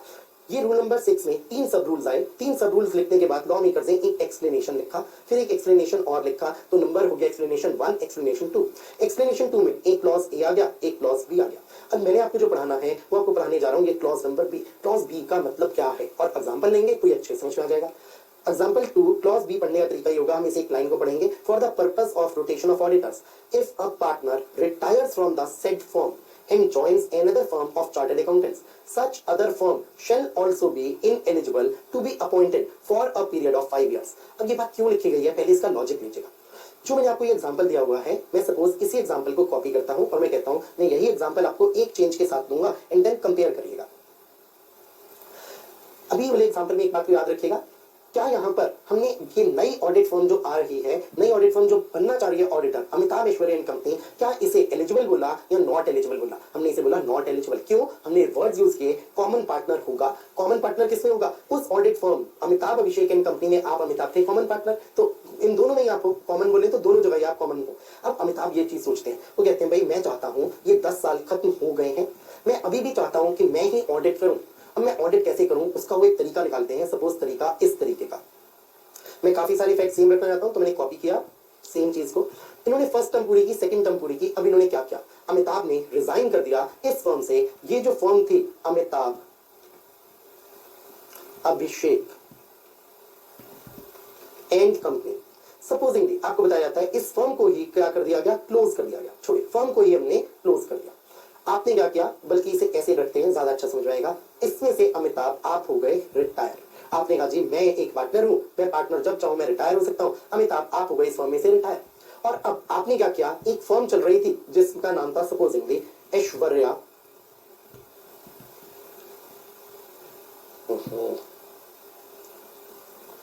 Aishwarya and company. आपने अमिताभ इस फर्म को ज्वाइन कर लिया और रिटायर हो गया अमिताभ अभिषेक एंड कंपनी से। तो अमिताभ रिटायर्स और अमिताभ ज्वाइंस, और अब ये फर्म का नाम भी सपोज चेंज कर दिया गया, अमिताभ ऐश्वर्या एंड कंपनी हो गया। यहां पर आपको बता दिया गया Amitabh joins as a partner. Amitabh आपने ज्वाइन कर लिया है एज अ पार्टनर, और अब फर्म हो गई अमिताभ ऐश्वर्या एंड कंपनी। अब ये फर्म चाहती है अमिताभ ऐश्वर्या एंड कंपनी की हम बन पाए एक auditor of same company MRF limited.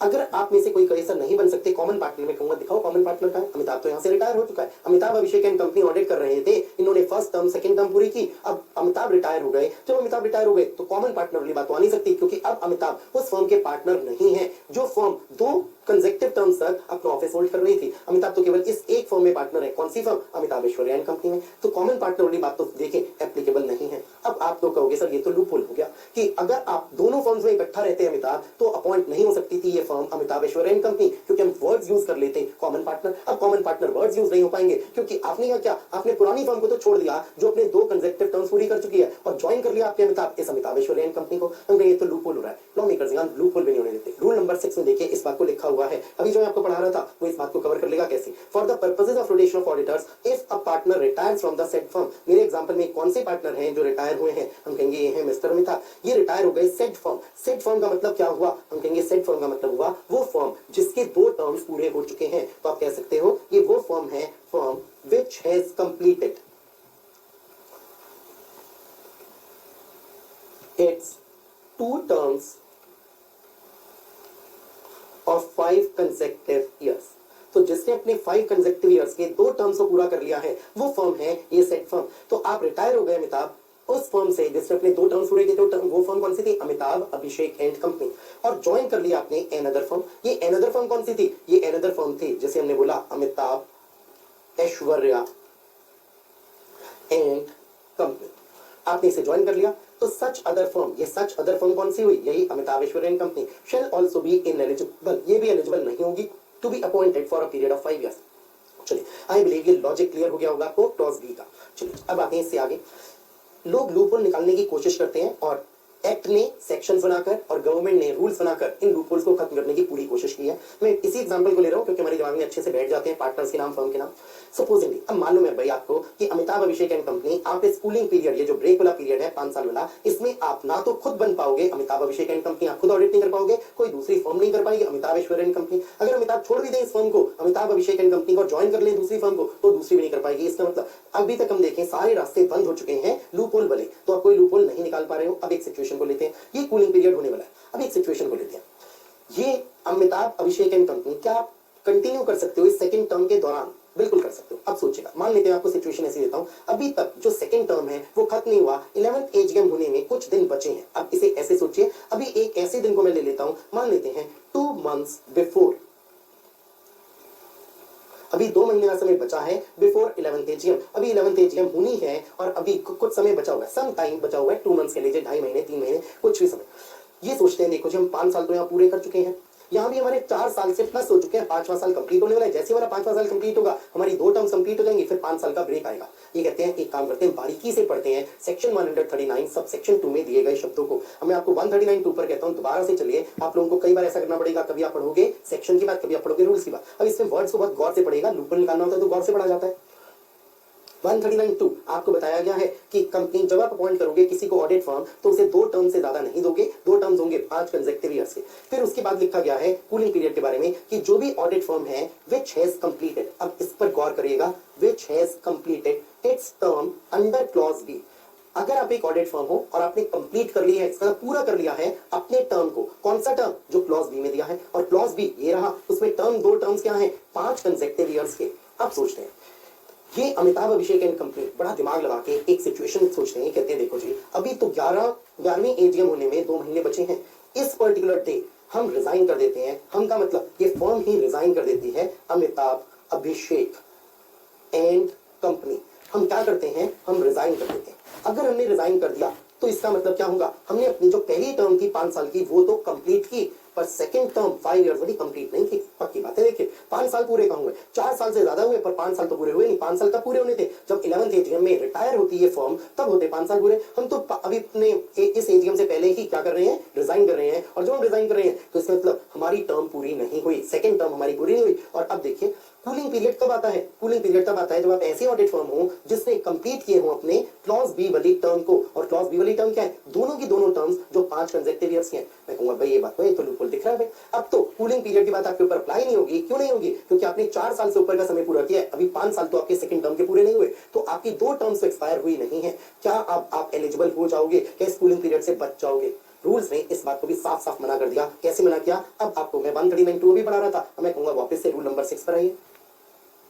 Rule number 6 मैंने आपको एक्सप्लेनेशन नंबर 2 का अभी क्लॉज बी पढ़ाया था, अब क्लॉज ए पढ़ाता हूं। For the purpose of rotation of auditors, a break in the term for a continuous period of 5 years shall be considered as fulfilling the requirement of rotation। Words को देखिए, break होना चाहिए कितने दिनों या कितने महीनों का, तो लॉ ने का रूल्स ने कहा कितने दिनों या महीनों का नहीं, सालों का, वो भी कितना, लगातार 5 साल। लगातार 5 साल का जब ब्रेक होगा तब माना जाएगा कि आपने रिक्वायरमेंट को पूरा किया है। अब एक चीज आती है, हम कहते हैं चलो भाई कर लो, जो करना चाहते हो करो, 11th एजीएम से पहले रिजाइन करना चाहते हो कर दो रिजाइन। अब तुमने टर्म पूरी नहीं की है, मान लेते हैं, पर एक बात है, क्या ये तुम्हारा ब्रेक है या ब्रेक नहीं है, ये कैसे पता चलेगा? ब्रेक लो कितने समय का, 5 कंटिन्यूअस ईयर्स का, 5 कंटिन्यूअस ईयर्स। सोचिए 5 साल के लिए तो इस कंपनी से भी तुम्हें दूर रहना ही पड़ेगा। ब्रेक लोगे तो कितना ब्रेक लेना पड़ेगा, ब्रेक लेना पड़ेगा 5 साल का। हम कहेंगे फायदा ही क्या हुआ, अगर 5 साल का ब्रेक लेना ही था तो 11th एजीएम तक अपना टर्म पूरा करते, फिर ये ब्रेक लेते 5 साल का। यहाँ इस तरीके से ब्रेक क्यों लोगे? इसका मतलब ये जो प्लानिंग करने की बात लोग सोच सकते थे, लूपहोल की बात सोच सकते थे कि अपना सेकंड टर्म पूरा ही ना होने दे। अब अगर आप सेकंड टर्म पूरा ना भी होने दो, उससे पहले भी रिजाइन कर दो, अपना किसी तरीके से वेकेशन ऑफ ऑफिस करा लो, तो भी फायदा नहीं होने वाला, क्योंकि अभी भी आपको ब्रेक तो 5 साल का ही लेना होगा लगातार।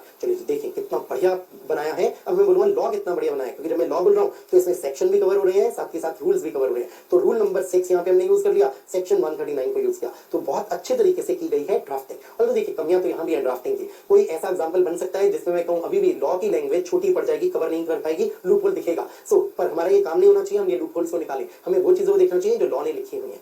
मैंने अब आप लोगों को कुछ एग्जाम्पल से इलस्ट्रेट कर दिए हैं प्रोविजंस। अब आते हैं इसमें हमारे पास और क्या क्या कंसेप्ट भी है। मैं भी एक सिचुएशन आप लोगों के साथ लेता हूं, इस सिचुएशन को लीजिएगा। चलिए मान लेते हैं जो कंपनी है, जैसे पहले मैंने एग्जांपल लिया था एमआरएफ लिमिटेड, क्या एमआरएफ लिमिटेड पर अप्लाई होता था रोटेशन का कंसेप्ट? तो मैंने आपको कहा था यस। क्यों? एमआरएफ लिमिटेड एक लिस्टेड कंपनी है और आपको बोला गया है लिस्टेड कंपनी तो कवर होगी ही होगी हमेशा रोटेशन के कंसेप्ट में। तो क्योंकि आप एक लिस्टेड कंपनी एमआरएफ लिमिटेड, इसलिए रोटेशन का कंसेप्ट आप पर अप्लाई होता था। मैं एग्जाम्पल थोड़ा सा चेंज करता हूं, मान लेते हैं कंपनी का नाम ले लेता हूं अपोलो टायर्स लिमिटेड। क्या ये कंपनी भी एक लिस्टेड कंपनी है? यस। और जब अपोलो टायर्स लिमिटेड भी एक लिस्टेड कंपनी है, इस पर भी रोटेशन का कंसेप्ट अप्लाई होता है। अपोलो में डबल एल आता है, सिंगल एल आता है, शायद सिंगल एल आता है, चलो वैसे सिंगल डबल एल कोई ज्यादा फर्क नहीं करेगा। अपोलो टायर्स लिमिटेड, मैं कहूंगा इस पर भी सेम बात है, ये कंपनी भी कैसी कंपनी है? लिस्टेड कंपनी है। और जब लिस्टेड कंपनी है, इस पर भी कंसेप्ट ऑफ रोटेशन अप्लाई होता है। अब आती है बात, सपोज अपोलो टायर्स लिमिटेड के लिए अब आपको एक चीज बताई जाती है कि अपोलो टायर्स लिमिटेड को मान लेते हैं कंसल्टेंसी दे रही है कोई एक company E&Y, Ernst and young. आप में से अधिकतर लोगों ने नाम सुना होगा, कुछ लोग तो हो सकता है वहां पर काम भी कर रहे हो, आर्टिकलशिप कर रहे हो। अब E&Y मान लेते हैं कंसल्टेंसी देती है to this Apollo Tyres limited. अगर ये कंसल्टेंसी देती है, यहाँ एक काम करते हैं, कंसल्टेंसी बात अभी लाना चाहता है, कंसल्टेंसी की बात लाऊंगा ना तो एक दिक्कत होगी, मुझे आपको सेक्शन 144 भी पढ़ाना पड़ेगा और 144 में भी आपको पढ़ाना नहीं चाहता। मैं एक काम करता हूँ, कंसल्टेंसी की एग्जाम्पल को यहाँ से हटाता हूँ। E&Y हम कहते हैं ये एक एमएनसी है जिसका मेन काम कंसल्टेंसी देना है। ये इंडिया में भी काम करती है, लेकिन अब इंडिया में कई सारे लोग इसे कहेंगे कि देखिए आप कंसल्टेंसी तो देते ही देते हैं, आप हमारा ऑडिट भी करिए। अब E&Y आप ऑडिट तो कर नहीं सकते, क्योंकि ऑडिटर तो कौन करेंगे? चार्टर्ड अकाउंटेंट्स करेंगे, वो भी इंडिया के चार्टर्ड अकाउंटेंट्स करेंगे। E&Y ने क्या किया? कई सारी ऑडिट फर्म्स के साथ टाई अप किया। जैसे एक ऑडिट फर्म है SB बिलिमोरिया, इसके साथ एक टाई अप किया क्या कि अगर कोई व्यक्ति, कोई कंपनी है जो हमसे ऑडिट कराना चाहती है, वो हमें बोलेगी हमारा ऑडिट आप करवाओ, आप इवन इस पर अपना कुछ सुपरविजन भी रखना। तो E&Y ने कहा चलिए ऐसा करें, SB बिलिमोरिया आप और हम मिलकर एक टाई अप करते हैं। किस तरीके का हमारा टाई अप है कि अगर कोई ऑडिट मिलता है हमें मतलब हमारे नजर में आता है कि ये कंपनी है ऑडिट कराने को तैयार है, हमारी मनपसंद ऑडिट फीस देने को तैयार है, तो E&Y कहती है ये ऑडिट हम आपको रेफर कर देंगे, आप इसे इसका ऑडिट करना। SB बिलिमोरिया से ओके। क्या इस तरीके से E&Y का जो टाई अप है क्या वो ओनली SB बिलिमोरिया से है? हम कहेंगे ऐसी कई सारी फर्म्स के साथ है जो इंडिया की सीए फर्म्स हैं, जो इंडिया के सीए प्रैक्टिसिंग सीएज हैं, उनमें पार्टनर्स की तरह काम करते हैं। ऐसी एक नाम है एमपाल एंड कंपनी। मैंने 2 का एग्जांपल ले लिया, इससे मेरा काम बन जाएगा। चलिए अब सिचुएशन को लीजिएगा। मान लेते हैं आपको मालूम चलता है अब क्या चीज है, हम कहेंगे आप एक नेटवर्क के लोग हो, आपका अपने एक नेटवर्क है। नेटवर्क वर्ड हम क्यों बोल रहे हैं? हम वर्ड बोल देते हैं सेम नेटवर्क। अब आप सेम नेटवर्क में फॉलो करते हो। सेम नेटवर्क क्यों है? अगर कोई क्लाइंट आता है E&Y के पास, तो E&Y उसका ऑडिट किससे करवा लेती है? या तो SB बिलिमोरिया से, या एमपाल से, या और तीसरी, चौथी, पांचवी कई सारी ऑडिट फर्म्स जिनके साथ E&Y का टाई अप है। ठीक है बात। अब एक सिचुएशन लेते हैं, मान लेते हैं ये कंपनी है अपोलो टायर्स लिमिटेड और इस कंपनी अपोलो टायर्स लिमिटेड का ऑडिट कर रही है ये सीए फर्म जिसका नाम है SB बिलिमोरिया। SB बिलिमोरिया आप कर रहे हो ऑडिट। अब मैंने इसे इस तरीके से लिख दिया कि क्लाइंट कौन है? अपोलो टायर्स लिमिटेड, और आप दे रहे हो ऑडिट सर्विसेज SB बिलिमोरिया। और अब आपको ये क्लाइंट, आपको ये ऑडिट कराते हुए कितना समय हो चुका है? मैं सपोज एरो को हटा देता हूं और आपको लिख देता हूं 2 टर्म्स पूरी हो गई हैं, 2 टर्म्स ऑफ 5 इयर्स ईच। जैसे ही 2 टर्म्स हुई, अब हम कहेंगे SB बिलिमोरिया आप नहीं कर सकते हो इसका ऑडिट आगे, अब आप रिअपॉइंट नहीं हो सकते, आपको ब्रेक लेना होगा 5 साल का। बड़ी सिंपल सी बात है। चलिए अब एक चीज आती है, सपोजिंगली ये एमपाल एंड कंपनी कहती है कि हम ऐसा करेंगे जी, हम आपका ऑडिट कर देंगे। क्या लॉ मेकर्स को ये बात पसंद आती है? लॉ मेकर कहते हैं बिल्कुल नहीं। क्यों नहीं? आप एक सेम नेटवर्क की फर्म हो सकता है कॉमन पार्टनर कोई भी ना हो। कि तुमने कॉमन पार्टनर का कंसेप्ट पढ़ा था, आपको मालूम चलता है एक भी पार्टनर कॉमन पार्टनर नहीं है, नो कॉमन पार्टनर। जो मैंने ये बात लिखी है नो कॉमन पार्टनर, इसका मतलब E&Y में और SB बिलिमोरिया में और एमपाल एंड कंपनी में कोई भी कॉमन पार्टनर नहीं है। तो इसका मतलब जो भी E&Y में है वो SB बिलिमोरिया में नहीं है, जो SB बिलिमोरिया में वो एमपाल में नहीं है, जो एमपाल में है वो E&Y में नहीं है। ऐसी बात है, कोई भी कॉमन पार्टनर नहीं है। क्या अभी भी हम एमपाल एंड कंपनी को ऑडिट करने दें या ना करने दें? हम नहीं करने देंगे। हम कहेंगे, हमने कहा आप एक ही नेटवर्क के लोग हो। जो फेमिलियरिटी थ्रेड की हमने बात की थी SB बिलिमोरिया के लिए थी, वो आपके लिए भी है एमपाल एंड कंपनी। रीजन आप एक ही नेटवर्क के तो हो। अब पता कैसे चलेगा आप सेम नेटवर्क के हो? इसके लिए कुछ यूज किए गए वर्ड्स इन द रूल्स। हमने कहा आप ब्रांड नेम सेम कर रखते हो, तो ब्रांड नेम आपका सेम है, इसका मतलब जब एसपी बिलीमोरिया काम करती है तो E&Y इस ब्रांड नेम को यूज करती है। एम पॉल एंड कंपनी है वो भी E&Y के ब्रांड नेम को यूज करती है, क्योंकि इसका ब्रांड पूरे देश क्या पूरी दुनिया में चलता है E&Y का। तुम कहेंगे क्योंकि आप ब्रांड नेम यूज कर रहे हो, जो जो लोग इस ब्रांड नेम को यूज करेंगे E&Y को, वो सेम नेटवर्क में चलाएंगे। इसी को हमने ब्रांड नेम के साथ साथ बोल दिया ट्रेड नेम। तो आपका ट्रेड नेम हो सकता है, जैसे ब्रांड नेम वर्ड्स यूज होते हैं वैसे ट्रेड नेम हो गए। अर्नस्ट एंड यंग एक ट्रेड नेम की तरह हो गया। या हमने एक वर्ड और यूज किया कॉमन कंट्रोल। अब कॉमन कंट्रोल का मतलब क्या है? कॉमन कंट्रोल का मतलब है कि आप तीनों जो लोग हो, एक E&Y, दूसरा एसबी बिलीमोरिया, तीसरा एमपॉल, आप मिलकर डिसीजन मेकिंग करते हो। अगर आप मिलकर डिसीजन मेकिंग करते हो कि इंडिया में हमें और क्या क्या चेंजेस लाने चाहिए अपने काम में, क्या क्या नई टेक्नोलॉजी को यूज करना चाहिए फॉर प्रोवाइडिंग ऑडिट सर्विसेज, या कंसल्टेंसी में क्या क्या चेंज करना चाहिए, आप मिलकर डिसाइड करते हो, कॉमन कंट्रोल है। अब ये बातें तो फैक्ट से ही पता चलेंगी। अगर एग्जाम में कोई क्वेश्चन आएगा तो उसमें बताया गया होगा ये सेम नेटवर्क फॉर्म है, या कुछ ऐसे फैक्ट्स दिए होंगे जिससे आपको पता चल जाएगा ये कीवर्ड्स यूज कर लिया एग्जामिनर ने क्वेश्चन में, कॉमन कंट्रोल है, तो आप कह दोगे सेम नेटवर्क फॉर्म है। तो आपको क्या वर्ड्स को ध्यान रखना है, सेम नेटवर्क है या सेम नेटवर्क नहीं है। और सेम नेटवर्क है या नहीं है कैसे पता चलेगा? आप ब्रांड नेम को देखो, ट्रेड नेम को देखो, कॉमन कंट्रोल को देखो, क्या ये सेम है? अगर है तो आपको ये सेम नेटवर्क है। और क्या सेम नेटवर्क फॉर्म कर सकती है ऑडिट? नो। क्यों नहीं? एसबी बिलीमोरिया तुम एलिजिबल नहीं हो, तो इस नेटवर्क में आने वाली कोई भी फॉर्म एलिजिबल नहीं है। अब आपको ये चीज पढ़ाता हूं मैं। हम पढ़ कहां रहे हैं? रूल नंबर 6 में पढ़ रहे हैं। अब रूल नंबर 6 में आपको पढ़ाने के लिए जा रहा हूं सब रूल नंबर 3। सब रूल नंबर 3 में हम पढ़ते हैं इस क्लॉज नंबर 2 को। For the purpose of rotation of auditors, the incoming auditor or audit firm, इसका मैं एक नाम लिखता हूं, एमपाल and company, shall not be eligible। तो एमपाल एंड कंपनी एलिजिबल नहीं रहेगी। हमने कहा था एमपाल एंड कंपनी, क्या तुम ये ऑडिट कर पाओगे इस अपोलो टायर्स लिमिटेड का, या नहीं कर पाओगे? तो ऑडिट नहीं कर पाओगे। क्यों नहीं? क्योंकि एमपाल एंड कंपनी तुम और एसबी बिलीमोरिया सेम नेटवर्क में आते हो। एसबी बिलीमोरिया कौन है? जो ऑडिट अब तक कर रही थी, 2 टर्म्स पूरे कर चुकी थी 5 कंसेक्टिव ईयर्स के। चलिए पढ़ें से। जो इनकमिंग ऑडिटर और ऑडिट फर्म है दैट इज एमपाल एंड कंपनी, वो एलिजिबल नहीं है इफ सच ऑडिटर और ऑडिट फर्म इज एसोसिएटेड। अब ये सच ऑडिटर और ऑडिट फर्म किसके लिए वर्ड्स आए? एमपाल के लिए है। अगर ये एमपाल एंड कंपनी जो ऑडिटर या ऑडिट फर्म है ये एसोसिएटेड है, ये जुड़ी हुई है विद द आउटगोइंग ऑडिटर और ऑडिट फर्म। आउटगोइंग ऑडिटर और ऑडिट फर्म कौन है? वो है एसबी बिलीमोरिया। तो अगर एमपाल एंड कंपनी एंड एसबी बिलीमोरिया आप दोनों एसोसिएटेड हो, जुड़े हो, ये तो बताओ जुड़े कैसे हो? Under the same network of audit firms. ये कीवर्ड्स बन गए, सेम नेटवर्क है आपका, तो आप एक ही नेटवर्क ऑफ ऑडिट फर्म्स में आते हो। इसीलिए अगर ये जो आउटगोइंग है ये आउटगोइंग एलिजिबल नहीं है, तो जो इनकमिंग है इनकमिंग भी एलिजिबल नहीं है। सिंपल लॉजिक हुआ। आगे हमें बताया गया एक्सप्लेनेशन 1 में मतलब सेम नेटवर्क का। For the purposes of these rules, the term same network includes the firms operating or functioning hitherto का मतलब in the past, इसका मतलब पहले, या तो पास्ट में या फिर in future, under the same brand name, trade name और कॉमन कंट्रोल। तो मतलब ये बहुत बहुत इंपॉर्टेंट वर्ड्स हुए। कैसे पता चलेगा सेम नेटवर्क में हो या नहीं हो? यहाँ तो सेम ब्रांड नेम है, या सेम ट्रेड नेम है, या फिर कॉमन कंट्रोल है। तो जो जो firm same brand name use करती है, जो जो firm same trade name use करती है, जिन जिन फर्म्स का कंट्रोल कॉमन है, वो सारी की सारी फर्म्स हम बोल देंगे सेम नेटवर्क फर्म्स है। और सेम नेटवर्क फर्म में अगर किसी एक फर्म ने कंप्लीट कर लिया है 2 टर्म्स ऑफ कंसेक्टिव 5 इयर्स, तुम कहेंगे बाकी सारी फर्म्स जो इस सेम नेटवर्क में आती हैं वो एलिजिबल नहीं रहेंगी टू बिकम द ऑडिटर। चलिए अब हमारा एक्सप्लेनेशन 1 कंप्लीट हो गया है, एक्सप्लेनेशन 2 कंप्लीट हो चुका है। रूल 6 के सब रूल नंबर 3 का भी कुछ हिस्सा हमने पढ़ लिया है। सेकंड क्लॉज बचा हुआ है हमारे पास, ये फर्स्ट क्लॉज। अब ये फर्स्ट क्लॉज किस लिए बना है पहले तो इसको देखते हैं। एक सिचुएशन देता हूं, क्योंकि बिना एग्जांपल के इन्हें समझना शायद थोड़ा सा मुश्किल हो, सो बेटर एक एग्जांपल से लेते हैं। जो कंपनीज एक्ट 2013 के हम ये सेक्शंस पढ़ रहे हैं, खासकर जिस सेक्शन को पढ़ रहे हैं, अगर इसकी बात करें, ये सेक्शन 139 किस दिन से इफेक्टिव हुआ? तो हम कहेंगे इफेक्टिव हुआ फ्रॉम 1/4/2014। ऑल्दो ये इतनी पुरानी बात हो गई है कि इस पर कोई क्वेश्चन नहीं बनना चाहिए, पर फिर भी इसे थोड़ा सा तो डिस्कस कर लेना चाहिए। 1/4/2014 को ये एप्लीकेबल हुआ। रोटेशन का कंसेप्ट पुरानी कंपनीज एक्ट में, कंपनीज एक्ट 1956 में होता ही नहीं था, मेंशन ही नहीं था। अब सोचें, अगर आपको बताया जाता है कि कोई एक फर्म मान लेते हैं ऑडिट कर रही थी, और वो ऑडिट कर रही थी बहुत सालों से, सपोज इसे ऑडिट करते हुए 15 इयर्स लगातार हो गए थे। किस कंपनी को ऑडिट कर रही थी? अब नाम मैं चेंज कर देता हूं, मान लेते हैं कंपनी थी सीएट लिमिटेड। पहले हमने एग्जांपल एक लिया था एमआरएफ का, फिर एक एग्जांपल ले लिया मैंने आपके साथ अपोलो। मान लेते हैं कंपनी सीएट लिमिटेड, इस सीएट लिमिटेड का ऑडिट कर रही थी 15 सालों से कोई एक ऑडिट फर्म। अब इस ऑडिट फर्म का कोई नाम ले लेते हैं, सपोजिंगली नाम ले लेते हैं हम इसका दीपक, दीपिका एंड कंपनी। ये एक ऑडिट फर्म थी, जो ऑडिट फर्म 15 साल से ऑडिट कर रही थी of this company CEAT limited, और कोई रोटेशन का कंसेप्ट नहीं था, इसलिए कोई दिक्कत नहीं हुई। सीएट लिमिटेड भी कैसी कंपनी है? एक लिस्टेड कंपनी है। लिस्टेड कंपनी है तो क्या इसके ऊपर रोटेशन का कंसेप्ट अप्लाई होता है? हम कहेंगे बिल्कुल होता है। अब सीएट लिमिटेड 1/4/2014 से तुम्हारे ऊपर रोटेशन का कंसेप्ट एप्लीकेबल हो गया। जैसी कंपनी एक्ट 2013 एप्लीकेबल हुआ 1/4/2014 से 139 सबसेक्शन 2 में तुम कवर हो रही हो, रोटेशन का कंसेप्ट हो।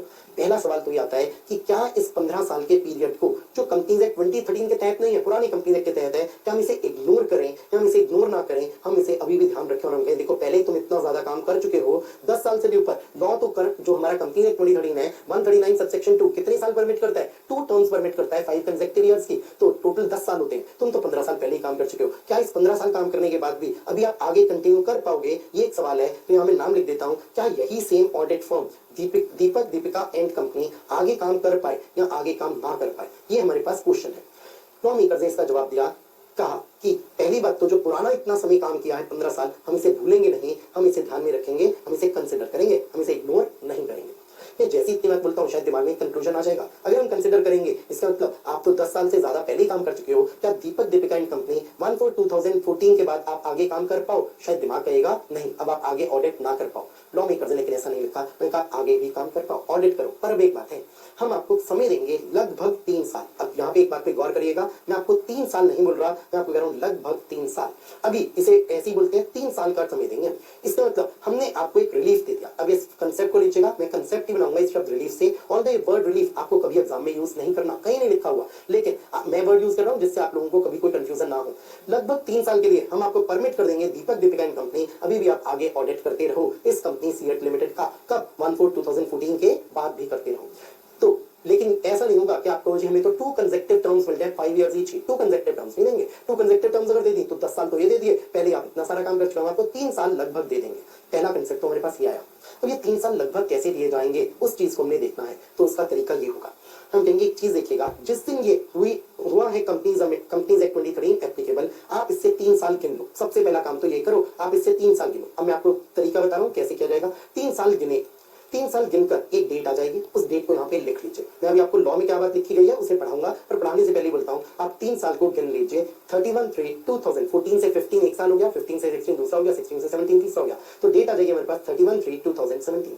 यहाँ 3 साल खत्म हुए। क्या आप इन 3 साल के लिए कंटिन्यू कर सकते हो? मैंने कहा यस। मैंने आपको बोला था लगभग 3 साल, अब लगभग क्यों बोला था अभी आपको मालूम चलेगा। ये 3 साल तो आप कंटिन्यू कर ही लो, इससे भी थोड़ा सा और ज्यादा कर लो। कितना ज्यादा?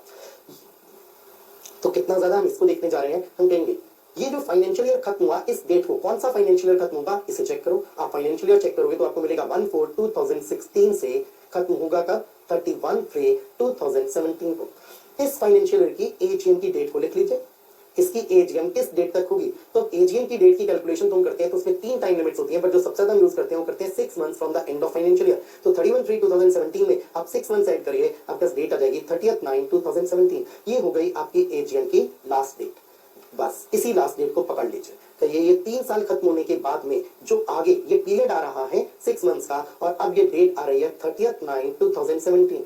इस पर्टिकुलर डेट तक आप कंटिन्यू कर सकते हो।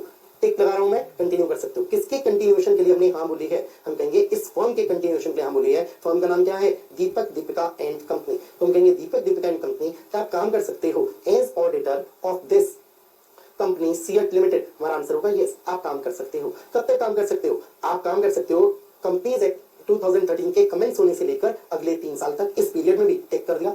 इसके बाद भी अगले कितने समय तक? 6 महीने। बस ये 6 महीने की बात लिखी हुई नहीं मिलेगी हमें ये 6 महीने लिखे होने के बजाय कैसे लिखा मिलेगा? जो भी एजीएम करने की लास्ट डेट थी, इस लास्ट डेट तक तो आप कंटिन्यू कर सकते हो दीपक दीपिका एंड कंपनी, पर इसके आगे कंटिन्यू नहीं कर सकते हो। चलिए अब इस बात को पढ़ते हैं। लैंग्वेज थोड़ी सी टिपिकल है, आप लोगों को थोड़ी सी इजी लगे, इसीलिए मैंने आपको ये एग्जांपल दिया है। एग्जांपल को अपने सामने रखिएगा एंड तब लॉ के वर्ड्स को पढ़िएगा, शायद ये बात आपको क्लियर हो जाए। सो हमें ये बात 139 में पढ़ने को मिलेगी, पर उससे पहले मैं एक काम करते हैं, छोटी सी बात यहाँ सेक्शन रूल 6 के सब रूल 3 में पढ़ लेते हैं।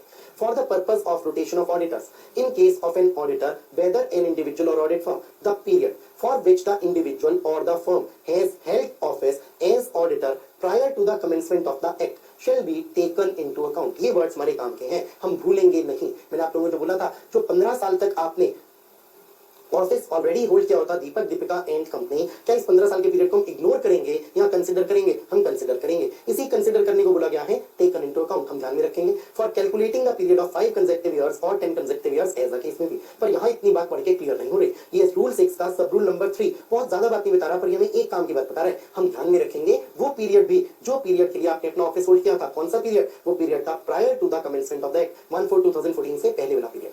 अब जो मैंने आपको इतनी डिटेल की बात बताई है वो आपको कहां पर पढ़ने को मिलेगी, आप आ जाइए सेक्शन पर। तो सेक्शन 139 सब सेक्शन नंबर 2, मैं आपको इसमें सब सेक्शन 2 की बात पढ़ा चुका हूँ, इसका आपको फर्स्ट प्रोवाइजो पढ़ा चुका हूँ, इसका सेकंड प्रोवाइजो पढ़ा चुका हूँ, अब पढ़ने जा रहे हैं थर्ड प्रोवाइजो।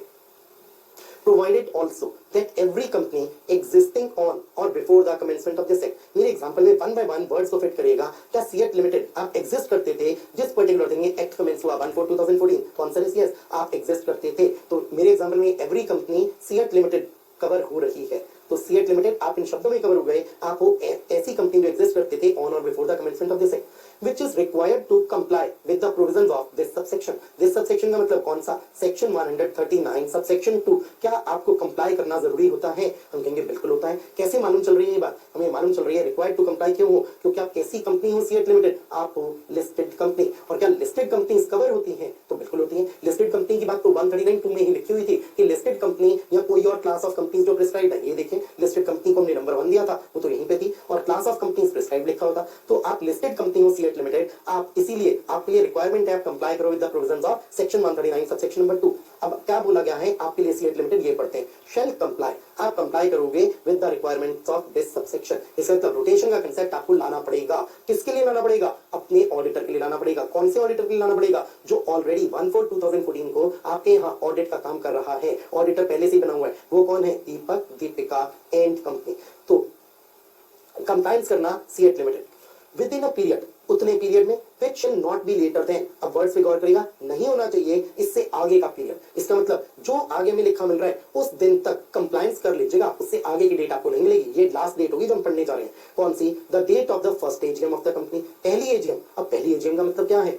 आगे बताया, first AGM of the company held within the period specified under section 96(1) after 3 years. तो वो पहली एजीएम जो होगी 3 साल के बाद में, from the date of commencement of this act. अब भाई ये तो बड़ा कंफ्यूजिंग सा सेंटेंस है, चलिए date of commencement of this act को लिखिए, वो क्या है? 1/4/2014। 3 साल की गिनती करिए, 3 साल from date of commencement of this act, तो क्या आ जाएगी? 31/3/2017 आ जाएगी। मैंने ये पहले आपको कैलकुलेट करके दी हुई है, ये 3 साल हो गए 31/3/2017। अब हमारे पास ये आ गई बात 3 years from date of commencement of this act. क्या पीरियड बन गया? अगर आप इन सारे वर्ड्स को सब्स्टिट्यूट कर देते हो 3 इयर्स को भी, तो मैं कहूंगा ये डेट कौन सी आ गई? हमारे पास डेट आ गई 31/3/2017। अब वर्ड्स को पढ़िएगा, मुझे इन वर्ड्स को देखना है। पहली एजीएम जो होल्ड होगी आफ्टर दिस डेट, बस सिंपल सी बात। First AGM held, first AGM पढ़िए, हेल्ड वर्ड पढ़िए, आफ्टर पढ़िए, और आफ्टर के सारे वर्ड्स को सब्स्टिट्यूट कर दीजिए इस डेट से 31/3/2017 से। इसका मतलब वो पहली एजीएम जो सीएट लिमिटेड तुम्हारी होगी तब आफ्टर दिस डेट 31/3/2017 के बाद होने वाली पहली एजीएम, हमने वही तो लिखा था 31/3/2017 के बाद होने वाली पहली एजीएम। सेक्शन 96 है जो एजीएम की लास्ट डेट बताता है, उसके तहत एजीएम जरूर जानी चाहिए 30/9/2017। अब आती है एक बात, सर लास्ट डेट कहाँ लिखी है? वो लास्ट डेट भी लिखी हुई है, हमें बताया गया with in the period specified under 96(1)। With in का मतलब 96 सेक्शन आपको एजीएम की 3 टाइम लिमिट्स बताता है। हम कहेंगे उस पीरियड से डिले नहीं करना है। तो जो पीरियड सेक्शन 96 में लिखा है वो क्या है? लास्ट डेट का है, तभी मैंने यहाँ वर्ड्स लिख दिए थे लास्ट डेट। तो इसका मतलब इस दिन तक आपको जरूर कंप्लायंस करना ही करना है सीएट लिमिटेड। कैसे कंप्लायंस करना है? आपको इस बात को इंश्योर करना है सीएट लिमिटेड कि दीपक दीपिका एंड कंपनी जो पहले ही 15 साल तक ऑफिस होल्ड कर चुके थे वो आगे कंटिन्यू करें, पर इस दिन के बाद ना करें। कौन सा दिन? 30/9/2017 तक तो अपना ऑफिस होल्ड कर सकते हैं, इसके बाद अपना ऑफिस होल्ड नहीं कर सकते। ये मैक्सिमम पीरियड है उनका ऑफिस होल्ड करने का। इस दिन तक ऑफिस होल्ड करें या इससे पहले तक होल्ड करें, इसके अगले दिन ऑफिस होल्ड नहीं करेंगे। आई बिलीव ये बात क्लियर हो गई है। चलिए अब एक सिचुएशन को लेते हैं, और सपोजिंगली क्वेश्चन हमें ऐसा बन जाता है,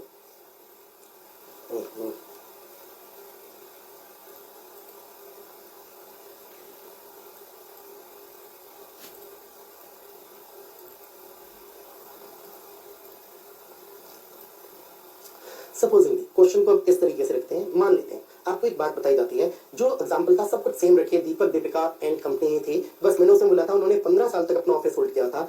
अगर उन्होंने 15 साल नहीं, मान लेते हैं अपना ऑफिस होल्ड किया होता ओनली 5 साल के लिए, जस्ट फॉर 5 इयर्स। किस डेट से पहले? 1/4/2014 जब एक्ट कमेंस हुआ उससे पहले उन्होंने 5 साल तक ही केवल अपना ऑफिस होल्ड किया था। अगर आपको ऐसी बात दी जाती है तो क्या ये 3 साल वाली बात जो भी हमने पढ़ी वो एप्लीकेबल होगी? हम कहेंगे नहीं होगी। क्यों नहीं?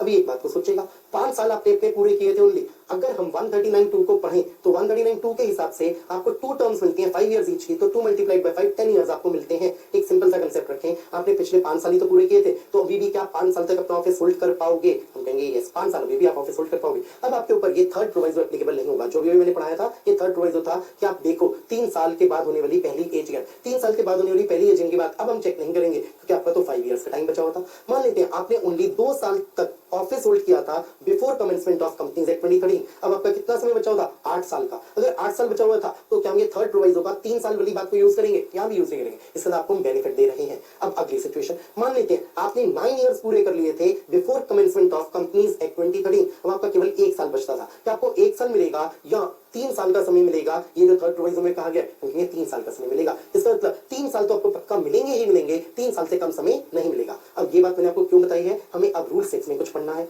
ये तो देखिए मुमकिन नहीं है कि हम पढ़ाई करें ओनली सेक्शंस को पहले पढ़ लें और फिर बाद में रूल्स को पढ़ें, ये मुमकिन नहीं। इससे आपको साथ में पढ़ा रहा हूं। अब ये देखिएगा मैंने आप लोगों को रूल 6 में सब रूल 1 और 2 नहीं पढ़ाए हैं, पर सब रूल नंबर 3 पढ़ा दिया। अब हमने उसका ये क्लॉज 1 भी पढ़ लिया, क्लॉज 2 पढ़ लिया, एक्सप्लेनेशन 1 पढ़ लिया, एक्सप्लेनेशन 2 पढ़ लिया। अब एक इलस्ट्रेशन है जो कि रूल्स में ही सेंट्रल गवर्नमेंट आपने ही जब रूल्स बनाए तो उन रूल्स में ये इलस्ट्रेशन बनाकर दी है। इलस्ट्रेशन नंबर 1, ये इलस्ट्रेशन नंबर 1 है इंडिविजुअल के लिए, और उसके बाद है इलस्ट्रेशन नंबर 2, ये है फर्म के लिए। अभी मैं आपको जो वर्ड दिखा रहा हूं उन्हें देखिएगा। मान लेते हैं आपको मालूम चलता है कि कोई फर्म ऑलरेडी 10 इयर्स या 10 इयर्स से भी ज्यादा के समय के लिए ऑडिटर रह चुकी थी। किस पर्टिकुलर दिन?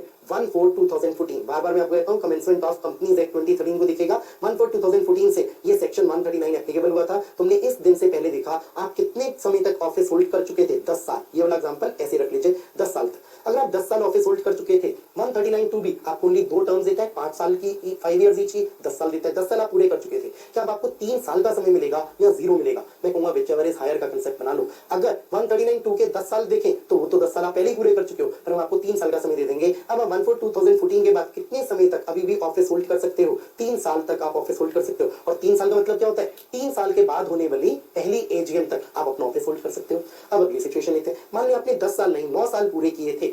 अब यहां मैं चेंज करता जाता हूं, अगर आपने 9 साल पूरे किए थे तो आपका बचता था 1 साल। क्या आप 1 साल तक अपना ऑफिस होल्ड करोगे या 3 साल की आपको बेनिफिट अभी भी मिलेगा? मैं कहूंगा 1 साल तो आपका बचता है, पर आपको 139 सबसेक्शन 2 का थर्ड प्रोविजो बेनिफिट दे रहा है। क्या बेनिफिट? क्या आप 3 साल बाद होने वाली जो पहली एजीएम होगी तब तक अपना ऑफिस होल्ड कर सकते हो? मैं कहूंगा 3 इयर्स की बात यहां भी आएगी। अब देखते हैं इसे कैसे लिखा। हमने कहा ये वो पीरियड है, इसे कह देते हैं कॉलम नंबर 1 है, ये कॉलम नंबर 2 है, ये कॉलम नंबर 3 है। कॉलम नंबर 1 ने बताया एक्ट कमेंस हुआ है 1/4/2014 को, इससे पहले आप 10 साल तक अपना ऑफिस होल्ड कर चुके थे। अब आप और कितने समय तक अपना ऑफिस होल्ड कर सकते हो? हम कहेंगे 3 साल तक कर सकते हो। अगर आप ऑलरेडी 9 इयर्स तक होल्ड कर चुके थे, अभी भी कितना होल्ड कर सकते हो? 1 ईयर और 3 इयर्स। तो सिंपल लॉजिक लगाइए, 1 ईयर तो आपका बनता है, पर आपको रिलीफ दिया जा रहा है 3 साल तो आपको मिनिमम मिलेंगे, इससे यहाँ 3 साल आ गया। अगर आप 8 साल पहले पूरा कर चुके थे, बचते आपके 2 साल थे, तो आपको बेनिफिट देंगे, रिलीफ देंगे, 3 साल तक ऑफिस होल्ड करो। अगर आप 7 साल पूरे कर चुके थे, बचते भी आपके 3 साल थे, और 3 साल ही हम वैसे देते हैं, हम कहेंगे 3 साल। अब अगर आपने ओनली 6 ईयर तक अपना ऑफिस होल्ड किया था पहले, 6 इयर्स मींस ये वाला पीरियड 6 था। अब मैं इसको कट करके कर देता हूं,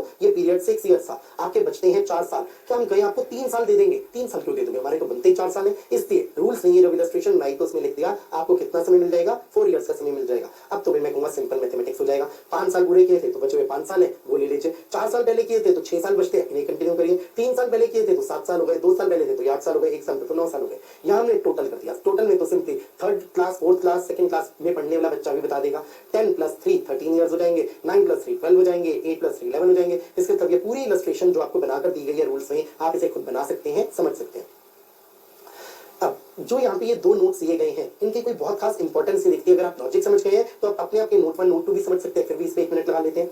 audit firm shall include other firms whose name or trademark or brand is used by the firm or any of its partners। अब इसका मतलब क्या है? जैसे मैंने आपको एग्जांपल दिया था, एग्जांपल आपको इस तरीके का दिया था। ये एग्जांपल अब हमारे पास दीपक दीपिका वाला शायद नहीं है। चलिए, सपोजिंगली आपको एक बात बताई गई थी, यहाँ एक्ट कमेंस हुआ 1/4/2014 को, और आप पहले ही दीपक दीपिका एंड कंपनी आप पहले ही 15 साल तक ऑफिस होल्ड कर चुके थे। क्या हमने इस 15 साल को कंसिडर किया था? हम कहेंगे बिल्कुल। तो आपको मालूम चलता है दीपक दीपिका एंड कंपनी ने तो ऑफिस होल्ड किया था only for supposedly 5 years. 5 years के लिए किसी एबीसी एंड कंपनी ने होल्ड किया था। 5 इयर्स के लिए ही किसी कंपनी XYZ एंड कंपनी, तीनों ही ऑडिट फर्म्स हैं। दीपक दीपिका एंड कंपनी ने, इसे फिर मैं एरो नहीं बनाता, दीपक दीपिका एंड कंपनी तुमने 5 साल के लिए होल्ड किया था ऑफिस। XYZ एंड कंपनी भी 5 साल के लिए ऑडिटर रही थी और ABC एंड कंपनी भी 5 साल के लिए रही थी। अब क्या दीपक दीपिका एंड कंपनी तुम्हारे 15 साल हुए या 5 साल हुए? हमें देख के मान चल रहा है 5 साल हुए, ये थोड़ी गिनने चाहिए, पर आपको मान चलते हैं सेम नेटवर्क की है। अगर ये सेम नेटवर्क की है तो क्या मुझे दीपक दीपिका एंड कंपनी के ईयर्स गिनने चाहिए ओनली 5 या गिन लेने चाहिए 15? हम कहेंगे 15 गिन लो, सेम नेटवर्क का कंसेप्ट है, बस यही यहाँ लिखा गया। Audit firm Deepak Deepika and company की जब हम बात कर रहे होंगे तो उसमें शामिल हो जाएंगी अदर फर्म्स भी। तो दीपक दीपिका एंड कंपनी का जो पीरियड आप गिन रहे होगे उसमें आप पीरियड गिन लेना, बाकी सारी ऑडिट फर्म्स का भी। कौन सी अदर फर्म्स? जिनका नेम और ट्रेडमार्क और ब्रांड यूज करती है फर्म या एनी ऑफ इट्स पार्टनर्स। तो सेम नेटवर्क का कंसेप्ट आ गया। अब आ जाते हैं इसके आगे। अगर मैं ऐसे बताया जाए भाई दीपक दीपिका एंड कंपनी, तुमने तो यहाँ ऑफिस होल्ड किया था इस डेट से पहले 5 साल, पर इससे पहले तुम्हारा कुछ ब्रेक था, मान लेते हैं 1 साल का। 5 साल 1 साल ब्रेक, इससे पहले फिर 5 साल और 1 साल ब्रेक, इससे पहले फिर 5 साल और 1 साल का, यहाँ कोई ब्रेक की बात नहीं लाते। चलिए ये बात दी हुई है। तुमने कितना समय ऑफिस होल्ड किया? 5 साल, फिर 1 साल का ब्रेक, फिर 5 साल, फिर 1 साल का ब्रेक, फिर 5 साल। हमें क्या देखना चाहिए? 1/4/2014 से पहले हम क्या बोले? तुमने ऑफिस होल्ड किया फॉर 15 इयर्स, ये बोले, या हम कहीं तुमने ऑफिस होल्ड किया ओनली फॉर 5 इयर्स। क्या बात सही होगी? इस डेट से पहले तुमने लगातार तो केवल 5 साल ऑफिस होल्ड किया, उससे पहले तो 1 साल नहीं किया था, उससे और पहले 5 साल किया था, फिर ब्रेक था 1 साल। मैं क्या करूं? लॉ मेकर्स ने कहा, रूल्स बनाकर गवर्नमेंट ने कहा आप इसको भी कंसिडर करना, इसको भी टोटल कर लेना इसका सिंपली। तो जब आप कंसेक्टिव ईयर्स गिनोगे उसका मतलब होगा all the preceding financial years, पिछले सारे साल for which the firm has been the auditor until, कब तक नहीं, there has been a break by 5 years और मोर। अब सोचेगा मैंने आपको जानबूझकर बताया है कि ब्रेक कितने समय का था? ओनली 1 साल का। जब 1 साल का ब्रेक था तो क्या पुराने पीरियड को भूलेंगे या पुराने पीरियड को नहीं भूलेंगे? अब नहीं भूलेंगे, हम इस पुराने पीरियड को याद रखेंगे। इस पुराने पीरियड को भी हम याद रखेंगे। क्यों? आपने छोटे छोटे से ब्रेक लिए हुए 1-1 साल के, पर अगर 5 साल का ब्रेक आ गया होता क्या पुराना पीरियड हम भूल जाते? तो बिल्कुल भूल जाते। अब इस इलस्ट्रेशन के बेसिस पर आपसे एग्जाम में कोई क्वेश्चन पूछा जाए, मुझे उसका चांस बहुत बहुत कम लगता है।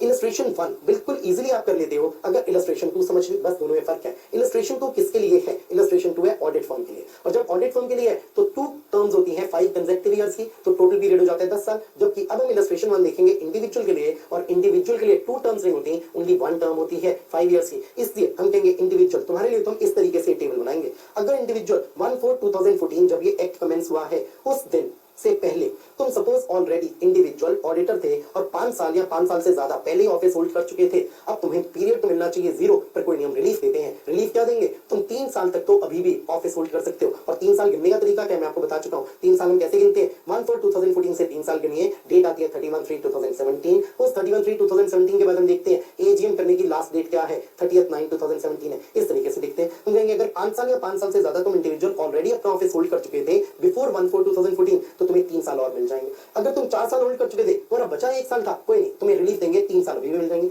तुम 3 साल होल्ड कर चुके थे, 2 साल बचे थे, रिलीफ देंगे 3 साल। 2 साल तुम्हारे पूरे हुए थे, 3 बचे थे, तो 3 तो तुम्हें मिलनी चाहिए। 1 साल तुम्हारा ओनली पूरा हुआ था, 4 बचे थे, तो अब 3 साल की बात नहीं आएगी भाई, 4 साल अपने पूरे कर सकते हो। जो हमने 2 नोट्स पढ़े थे, सेम 2 नोट्स यहाँ पर देखिए कि ऑडिट फर्म में शामिल हो जाएंगी वो सब ट्रेन नेम वाली बात, और कंसेक्टिव ईयर्स का मतलब पुराने सारे साल जब तक 5 साल का ब्रेक ना हो, सेम बात यहाँ लिख दी। इंडिविजुअल ऑडिटर में शामिल होंगे अदर इंडिविजुअल्स और फर्म्स जिनका नेम, ट्रेडमार्क, ब्रांड नेम आप यूज करते हो। कंसेक्टिव ईयर्स में वो सारे प्रीसीडिंग फाइनेंशियल ईयर्स यूज होंगे, इंक्लूड होंगे जब तक कि ब्रेक ना आया हो 5 साल का। सो ये जो इलस्ट्रेशन थी वो 2 इलस्ट्रेशन मैंने आपको करा दी। ये इलस्ट्रेशन आपको कहाँ लिखी मिलती है? रूल नंबर 6 के नीचे लिखी मिलती है। अब रूल 6 में हमारे पास में ओनली बचे हैं ये सब रूल नंबर 1 एंड सब रूल नंबर 2।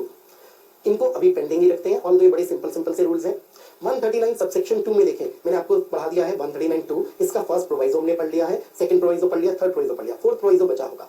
फोर्थ प्रोवाइजो बचा हुआ है, इसे कर लेते हैं जिससे हम कहें 139(2) को तुमने पूरा कर लिया। Provided also that nothing contained in this subsection shall prejudice. Prejudice का मतलब अफेक्ट करना, या इसी को आप हिंदी में अगर बोलते हो तो आप बोलते हो प्रभावित करना। अब हिंदी को भी इंग्लिश में लिख दिया जाए प्रभावित, तो क्या प्रभावित होगा या प्रभावित नहीं होगा? हमें बताया जा रहा है प्रभावित नहीं होगा। ऐसा मत समझना कि सेक्शन 139(2) लिखकर प्रभावित किया जा रहा है, इसका मतलब प्रभावित नहीं किया जा रहा। No change the right of the company to remove an auditor or the right of the auditor to resign from such office of the company. Supposingly आप पढ़ते हो 139(2) और आप कंक्लूजन निकाल लेते हो सपोजिंगली कि जो भी ऑडिट फर्म होगी उसे तो निकाला ही नहीं जा सकता, क्योंकि वो तो रोटेशन के कंसेप्ट से ही बाहर जाएगी इस कंपनी के। तो अगर कोई कंपनी है, मान लेते हैं MRF लिमिटेड, जैसे हमने एग्जांपल लिया था MRF लिमिटेड, अगर आपने किसी को अपना ऑडिटर अपॉइंट कर दिया, सपोज आपने ABC एंड कंपनी को अपना ऑडिटर अपॉइंट कर दिया, ABC एंड कंपनी तुम रोटेशन से पहले अपनी पहले तो तुम एक टर्म पूरी करोगी, फिर तुम दूसरी टर्म पूरी करोगी, और 2 टर्म पूरी होने के बाद में अब आप आगे 5 साल तक अपॉइंट नहीं होगे, इसे हम बोल देंगे ब्रेक होगा 5 इयर्स का, जिसे कूलिंग पीरियड भी बोलते हैं। ये बात हमने पढ़ी है, पर क्या इसका ये मतलब निकाल ऐसा मतलब आना चाहिए या नहीं आना चाहिए? कौन सा मतलब? सुनिएगा कि अब तो ऑडिट फर्म, तुम्हें कंपनी एमआरएफ, तुम हो audit firm ABC and company, ABC and company audit firm, तुम एमआरएफ लिमिटेड के बाहर जाओगी तो रोटेशन से ही जाओगी, ब्रेक के लिए ही जाओगी, तुम्हें निकाला नहीं जा सकता, रिमूवल ऑफ ऑडिटर पॉसिबल नहीं है। हमने कहा ऐसा मतलब मत लेना। तो इसका मतलब प्रभावित नहीं किया जाएगा जो राइट होता है कंपनी आपका, किस चीज का right? To remove an auditor. तो ऑडिटर को रिमूव करने का राइट पहले भी था, अभी भी था। इसका मतलब एबीसी एंड कंपनी को क्या हम रिमूव कर सकते हैं? यस। रोटेशन का कंसेप्ट आपके ऊपर एप्लीकेबल है एमआरएफ लिमिटेड, इसके बावजूद आप एबीसी एंड कंपनी आपको पहले ही बाहर किया जा सकता है। आप अपने 2 टर्म्स पूरे करो, उससे पहले आपका रिमूवल होना मुमकिन है। चलो जी, अगली बात, right of auditor to resign. क्या आप ABC and company audit firm resign भी कर सकते हो? हम कहेंगे बिल्कुल कर सकते हो। रोटेशन का मतलब ये थोड़ी है कि आपको 2 टर्म्स पूरे करने ही करने हैं, आपको 2 टर्म से ज्यादा परमिट नहीं किए जाएंगे। पर अगर आप कभी भी बीच में रिजाइन करना चाहो, जब मर्जी रिजाइन कर लो। सिंपल शब्दों में ये हमें 4th प्रोविजो दे रहा है, क्लैरिफिकेशन। रिजाइन करने का राइट आपके पास हमेशा होता था। रोटेशन का कंसेप्ट एप्लीकेबल होने के बाद भी audit firm ABC and company resign कर सकती है। अगली बात, रिमूवल का राइट हमेशा होता है एमआरएफ लिमिटेड आपके पास। आप कंपनी एमआरएफ लिमिटेड हटा सकते हो इस audit firm ABC and company को, चाहे रोटेशन का कंसेप्ट एप्लीकेबल ही क्यों ना हो। अब हमने रोटेशन का कंसेप्ट लगभग फिनिश कर लिया है। ऑल्दो अभी रोटेशन की थोड़ी सी बातें हमें सबसेक्शन नंबर 3 में पढ़ने को मिल जाएंगी, जरा सी ना, बहुत आधे मिनट के बाद सबसेक्शन 4 में मिलेगी। पर मैं अभी चाह रहा हूं मैं इन दोनों सबसेक्शंस को टेकअप ना करूं। अभी मैंने थोड़ा सा पेंडिंग रखा हुआ है रूल 6 को, रूल 6(1), रूल 6(2), इन्हें हमने पेंडिंग रखा हुआ है। साथ में 139 सबसेक्शन 3 और 139 सबसेक्शन नंबर 4 को पेंडिंग रखा हुआ है। सो ये हमारे पास पेंडिंग हो गई है चीजें। इसके अलावा हमने कहीं तो रोटेशन का कंसेप्ट कर लिया। अब आप लोग इस सारे कंसेप्ट को एक बार अच्छे से पढ़िएगा, रिवाइज करिए, बुक को बंद करके रिवाइज करिए, जिससे कि चीजें दिमाग में अच्छी बैठ जाए। अगर ऐसा कर लिया तो आगे का कंसेप्ट जो पढ़ेंगे और अच्छा समझ पाएगा। Thank you very much everybody, bye bye, take care.